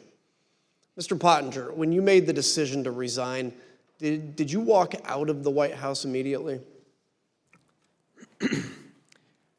No, I wanted to first talk to my immediate boss, that was the National Security Advisor, Robert O'Brien. Robert O'Brien was traveling on the 6th. I reached him at about 4:30 p.m. And told him that I was submitting my resignation. He accepted the resignation, but he also asked whether I could stay until he could get back to the White House. And I agreed to that. We both wanted to make sure that I was leaving in a responsible way. We still have foreign adversaries to worry about, hackers, terrorists, nation states. I did not want to leave my chair empty, given that I was the top national security staffer in the White House. So I ended up staying at my desk through the night. When Robert O'Brien arrived back at the White House the next morning, the morning of the 7th, I debriefed with him and left for the last time. So you and I both share a passion for national security of our country. Can you share with me, what's your view on how January 6th impacted our national security? Well, when you have a presidential transition, even under the best circumstances, it's a time of vulnerability. It's a time of vulnerability. And when you have a contested election, I was certainly concerned that some of our adversaries would be tempted to probe or test U.S. resolve. As an example, in late December, the Iranian government attacked the U.S. Embassy in Baghdad. They did that using some of their terrorist proxies. President Trump did handle that. He sent a very clear warning to the Ayatollah and his regime, which I think had a useful effect. I think that we would have handled other threats of that nature, and luckily no other threats materialized before the inauguration on the 20th. But our national security was harmed in a different way by the 6th of January, and that is that I think it emboldened our enemies by helping give them ammunition to feed a narrative that our system of government doesn't work, that the United States is in decline. China, the Putin regime in Russia, Tehran, they're fond of pushing those kinds of narratives. And by the way, they're wrong. We've been hearing for the entirety of U.S. history from kings and despots that the United States is in decline and those kings and despots have been proven wrong every single time. But nonetheless, January 6th helped feed a perception that I think emboldens our adversaries. The other part, I think, is simply our allies. I heard from a lot of friends in Europe, in Asia, allies, close friends, and supporters of the United States that they were concerned about the health of our democracy. And so I think it's incumbent upon us to put their minds at ease, to put our own hearts at ease by investigating what happened on the 6th and making sure that it never happens again. Look, I've always said democracies are not defined by bad days.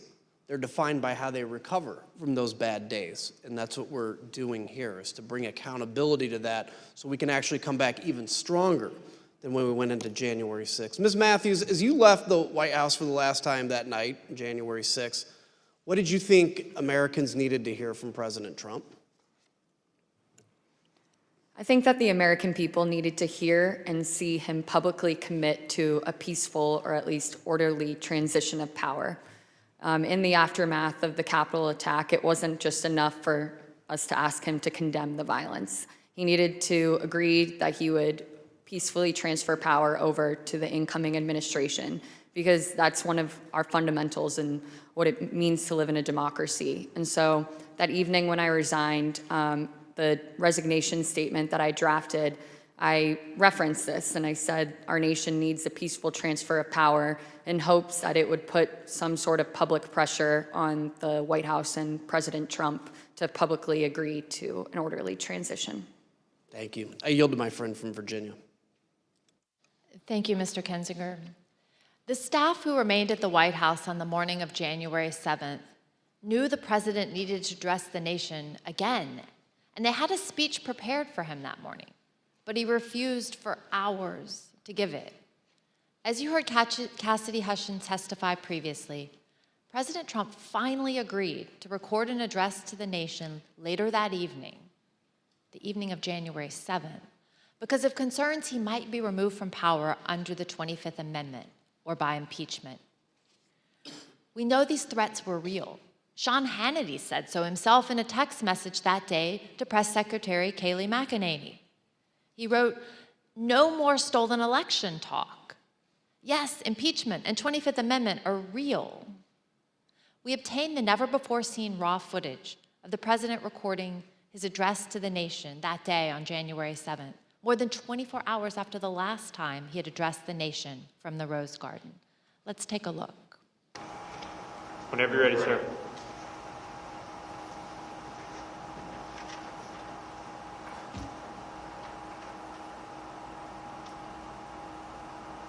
I would like to begin by addressing the heinous attack yesterday, and to those who broke the law, you will pay. You do not represent our movement, you do not represent our country, and if you broke the law, you can't say that. I already said you will pay. The demonstrators who infiltrated the Capitol have defied the seat of justice. It's defiled, right? See, I can't see it very well. Okay, I'll do this. I'm going to do this. Let's go. But this election is now over. Congress has certified the results. I don't want to say the election's over. I just want to say Congress has certified the results without saying the election's over, okay? But Congress is certified. Now Congress is Yeah, certified. right. Now Congress I didn't say over, so let me see. Go to the paragraph before.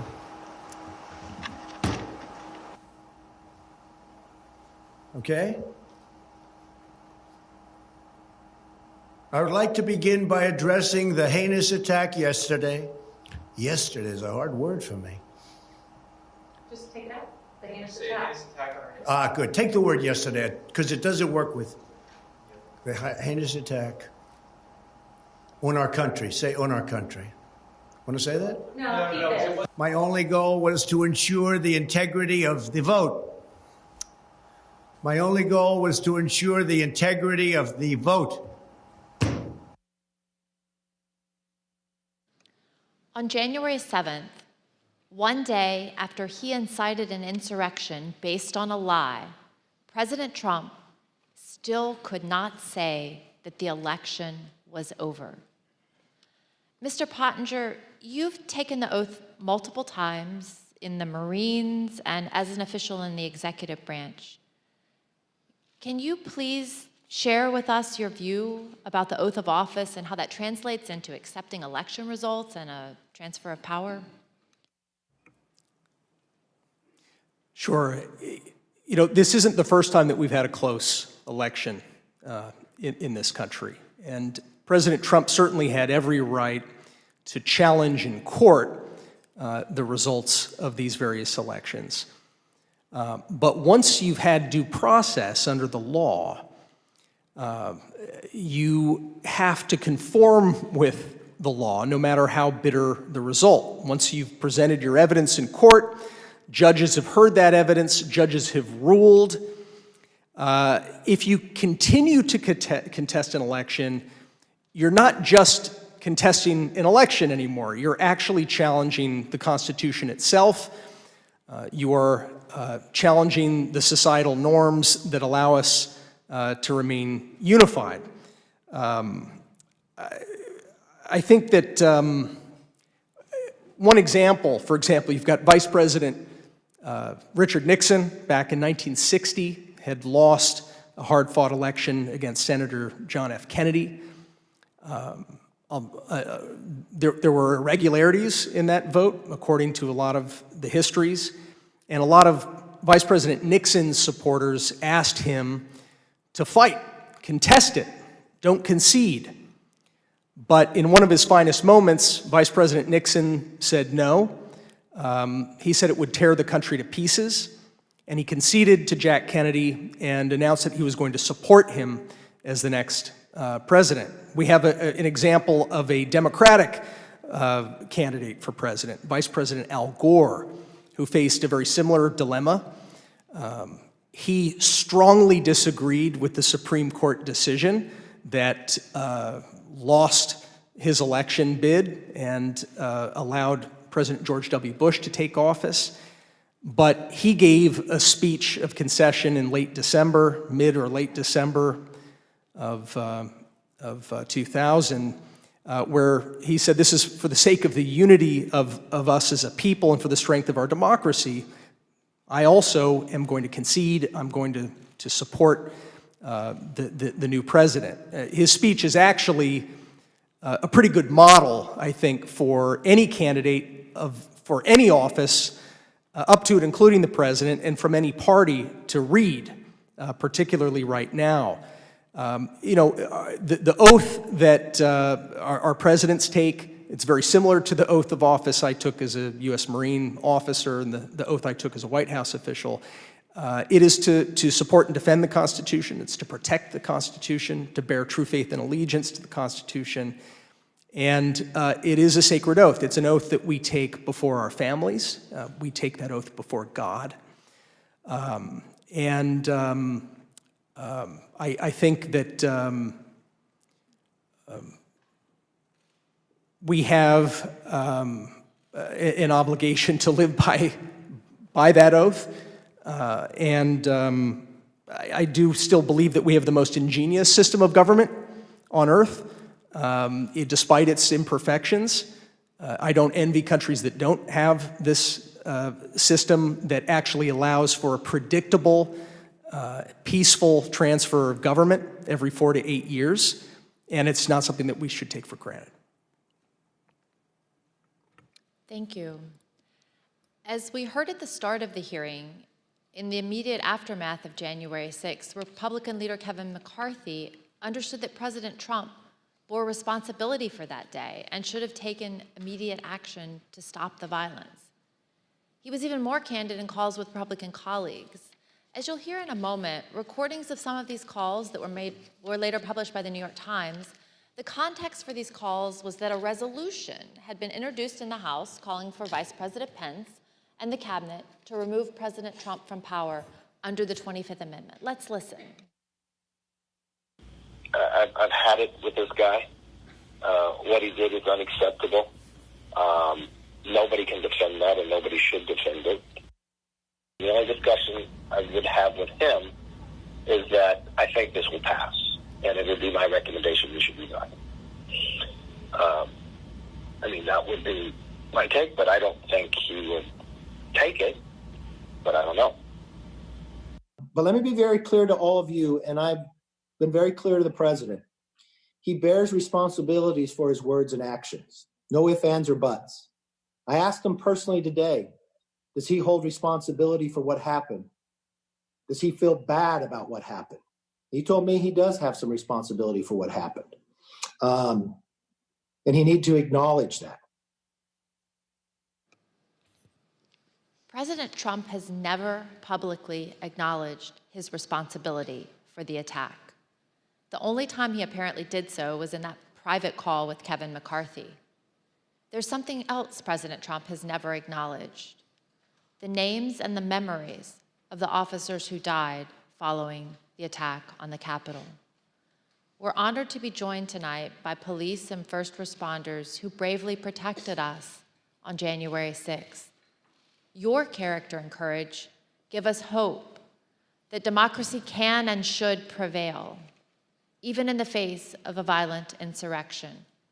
We on this dais can never thank you enough for what you did to protect our democracy. On January 9th, two of President Trump's top campaign officials texted each other about the president's glaring silence on the tragic death of Capitol Police Officer Brian Sicknick, who succumbed to his injuries the night of January 7th. These campaign officials were Tim Murtaugh, Trump's director of communications, and one of his deputies, Matthew Walking. Their job was to convince people to vote for President Trump, so they knew his heart, his mind, and his voice as well as anyone, and they knew how he connects with his supporters. Here's what they had to say about their boss. Murtaugh said, "Also shitty not to have acknowledged the death of the Capitol police officer." Walking responded, "That's enraging to me. Everything he said about supporting law enforcement was a lie." To which Murtaugh replied, "You know what this is, of course? If he acknowledged the dead cop, he'd be implicitly faulting the mob. And he won't do that because they're his people. And he would also be close to acknowledging that what he lit at the rally got out of control. No way he acknowledges something that could ultimately be called his fault. No way."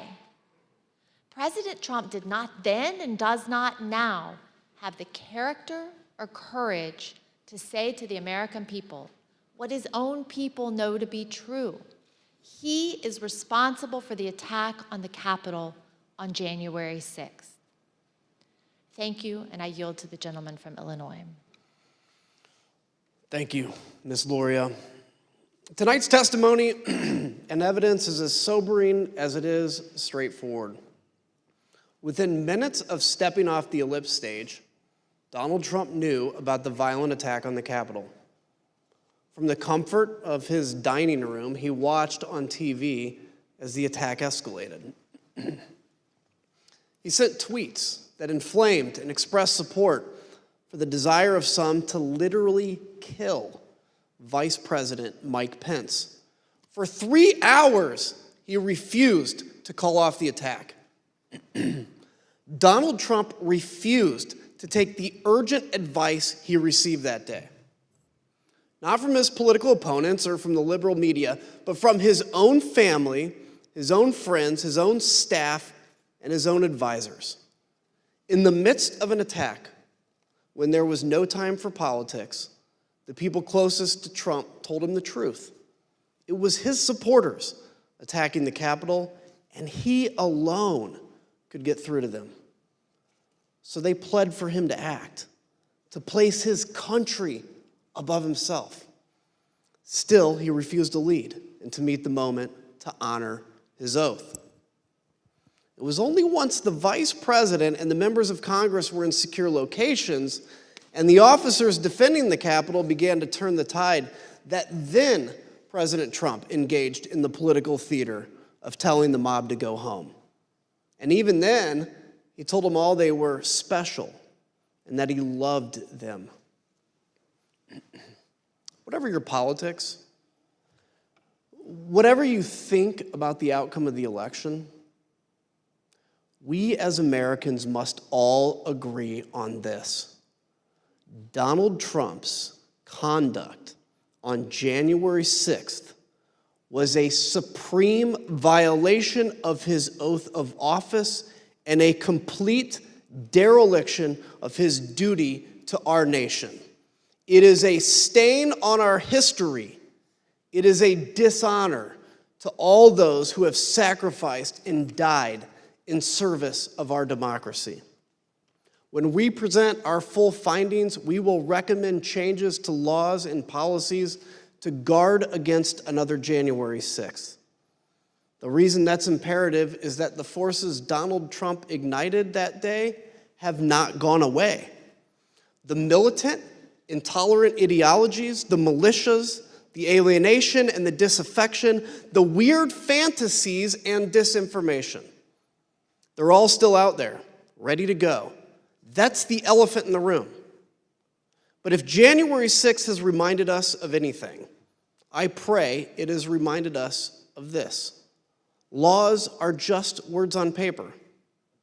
They mean nothing without public servants dedicated to the rule of law and who are held accountable by a public that believes oaths matter more than party tribalism or the cheap thrill of scoring political points. We, the people, must demand more of our politicians and ourselves. Oaths matter. Character matters. Truth matters. If we do not renew our faith and commitment to these principles, this great experiment of ours, our shining beacon on a hill, will not endure. I yield to the gentlewoman from Virginia. Thank you, Mr. Kinzinger. Throughout our hearings, we've provided many facts and painted a vivid picture of the events of January 6th. The violence, the human toll, both emotional and physical, including the tragic loss of life. The threats to our Constitution, the rule of law, and the danger to this nation, a nation we all love as Americans. In tonight's hearing, we've gone into great detail about the events inside the White House on January 6th. We've described how the President of the United States, who was bound by oath to the Constitution and by duty to ensure the laws are faithfully executed, took no action when the cornerstone of our democracy, a peaceful transition of power, was under attack. But it's more than that. Donald Trump summoned a violent mob and promised to lead that mob to the Capitol to compel those he thought would cave to that kind of pressure. And when he was thwarted in his effort to lead the armed uprising, he instigated the attackers to target the vice president with violence, a man who just wanted to do his constitutional duty. So in the end, this is not, as it may appear, a story of inaction in a time of crisis, but instead it was the final action of Donald Trump's own plan to usurp the will of the American people and remain in power. Not until it was clear that his effort to violently disrupt or delay the counting of the election results had failed did he send a message to his supporters in which he commiserated with their pain, and he told them affectionately to go home. That was not the message of condemnation and just punishment for those who broke the law that we expect from a president whose oath and duty is to ensure the laws are faithfully executed. But instead, it was his newest version of stand back and stand by. To me, this is personal. I first swore an oath to support and defend the Constitution against enemies foreign and domestic when I entered the U.S. Naval Academy at age 17. I spent 2 decades on ships at sea, defending our nation from known and identifiable foreign enemies who sought to do us harm. I never imagined that that enemy would come from within. I was not as prescient as Abraham Lincoln, who 23 years before the Civil War said, "If destruction be our lot, we must ourselves be its author and its finisher." Donald Trump was the author, and we the people, for ourselves and our posterity, should not let Donald Trump be the finisher. Thank you, and I yield to the Vice Chair. Thank you very much, Mrs. Luria. I want to thank our witnesses for joining us today. The members of the Select Committee may have additional questions for today's witnesses, and we ask that you respond expeditiously in writing to those questions. Without objection, members will be permitted 10 business days to submit statements for the record, including opening remarks and additional questions from our witnesses. I'd now like to turn things to Chairman Thompson for a few closing words. The members of the committee and I appreciate and thank all persons who've come forward voluntarily to provide information to help protect our democracy. And our work continues. As we've made clear throughout these hearings, our investigation is going forward. We continue to receive new information every day. We are pursuing many additional witnesses for testimony.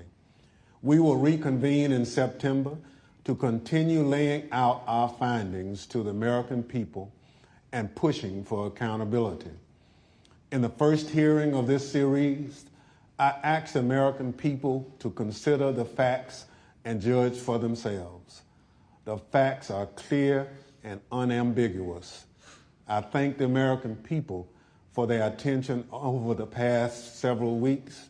I wish you all a pleasant evening. And let me again thank our witnesses today. We've seen bravery and honor in these hearings, and Ms. Matthews and Mr. Pottinger, both of you will be remembered for that, as will Cassidy Hutchinson. She sat here alone, took the oath, and testified before millions of Americans. She knew all along that she would be attacked by President Trump and by the 50, 60, and 70-year-old men who hide themselves behind executive privilege. But like our witnesses today, she has courage, and she did it anyway. Cassidy, Sarah, and our other witnesses, including Officer Caroline Edwards, Shay Moss, and her mother, Ruby Freeman, are an inspiration to American women and to American girls. We owe a debt to all of those who have and will appear here. And that brings me to another point. This committee has shown you the testimony of dozens of Republican witnesses, those who served President Trump loyally for years. The case against Donald Trump in these hearings is not made by witnesses who were his political enemies. It is instead a series of confessions by Donald Trump's own appointees, his own friends, his own campaign officials, people who worked for him for years, and his own family. They have come forward and they have told the American people the truth. And for those of you who seem to think the evidence would be different if Republican leader McCarthy had not withdrawn his nominees from this committee, let me ask you this. Do you really think Bill Barr is such a delicate flower that he would wilt under cross-examination? Pat Cipollone, Eric Hirschman, Jeff Rosen, Richard Donahue, of course they aren't. None of our witnesses are. At one point in 2016, when he was first running for office, Donald Trump said this: "I could stand in the middle of Fifth Avenue and shoot somebody, and I wouldn't lose any voters." That quote came to mind last week when audio from Trump advisor Steve Bannon surfaced from October 31st, 2020, just a few days before the presidential election. Let's listen. And what Trump's going to do is just declare victory, right? He's going to declare victory. But that doesn't mean he's the winner. He's just going to say he's the winner. The Democrats, more of our people vote early that count. Theirs voted mail. And so they're going to have a natural disadvantage, and Trump's going to take advantage of it. That's our strategy. He's going to declare himself a winner. So when you wake up Wednesday morning, it's going to be a firestorm. Also, if Trump is losing by 10 or 11 o'clock at night, it's going to be even crazier. Because he's going to sit right there and say they stole it. If Biden's winning, Trump is going to do some crazy shit. And of course, 4 days later, President Trump declared victory when his own campaign advisors told him he had absolutely no basis to do so. What the new Steve Bannon audio demonstrates is that Donald Trump's plan to falsely claim victory in 2020, no matter what the facts actually were, was premeditated. Perhaps worse, Donald Trump believed he could convince his voters to buy it, whether he had any actual evidence of fraud or not. And this same thing continued to occur from Election Day onward until January 6th. Donald Trump was confident that he could convince his supporters the election was stolen, no matter how many lawsuits he lost, and he lost scores of them. He was told over and over again in immense detail that the election was not stolen. There was no evidence of widespread fraud. It didn't matter. Donald Trump was confident he could persuade his supporters to believe whatever he said, no matter how outlandish, and ultimately that they could be summoned to Washington to help him remain president for another term. As we showed you last week, even President Trump's legal team, led by Rudy Giuliani, knew they had no actual evidence to demonstrate the election was stolen. Again, it didn't matter. Here's the worst part. Donald Trump knows that millions of Americans who supported him would stand up and defend our nation were it threatened. They would put their lives and their freedom at stake to protect her. And he is preying on their patriotism. He is preying on their sense of justice. And on January 6th, Donald Trump turned their love of country into a weapon against our Capitol and our Constitution. He has purposely created the false impression that America is threatened by a foreign force controlling voting machines, or that a wave of tens of millions of false ballots were secretly injected into our election system, or that ballot workers have secret thumb drives and are stealing elections with them. All complete nonsense. We must remember that we cannot abandon the truth and remain a free nation. In late November of 2020, while President Trump was still pursuing lawsuits, many of us were urging him to put any genuine evidence of fraud forward in the courts and to accept the outcome of those cases.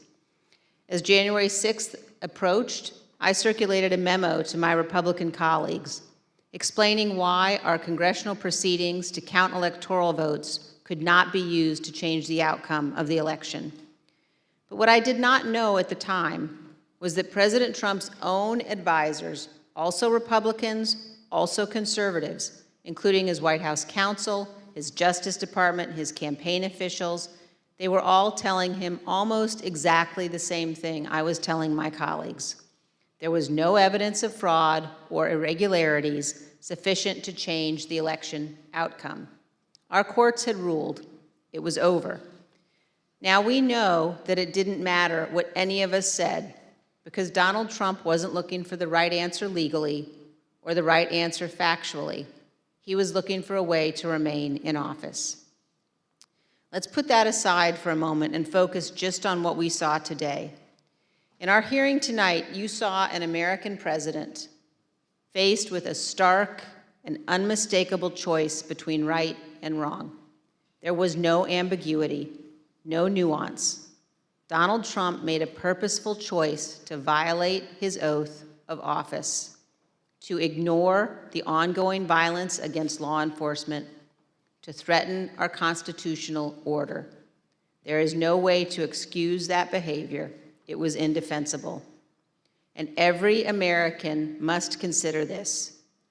Can a president who is willing to make the choices Donald Trump made during the violence of January 6th ever be trusted with any position of authority in our great nation again? In this room, in 1918, the Committee on Women's Suffrage convened to discuss and debate whether women should be granted the right to vote. This room is full of history, and we on this committee know we have a solemn obligation not to idly squander what so many Americans have fought and died for. Ronald Reagan's great ally, Margaret Thatcher, said this: "Let it never be said that the dedication of those who love freedom is less than the determination of those who would destroy it." Let me assure every one of you this: our committee understands the gravity of this moment, the consequences for our nation. We have much work yet to do, and we will see you all in September. I request those in the hearing room remain seated until the Capitol Police have escorted witnesses and members from the room. Without objection, the committee stands adjourned.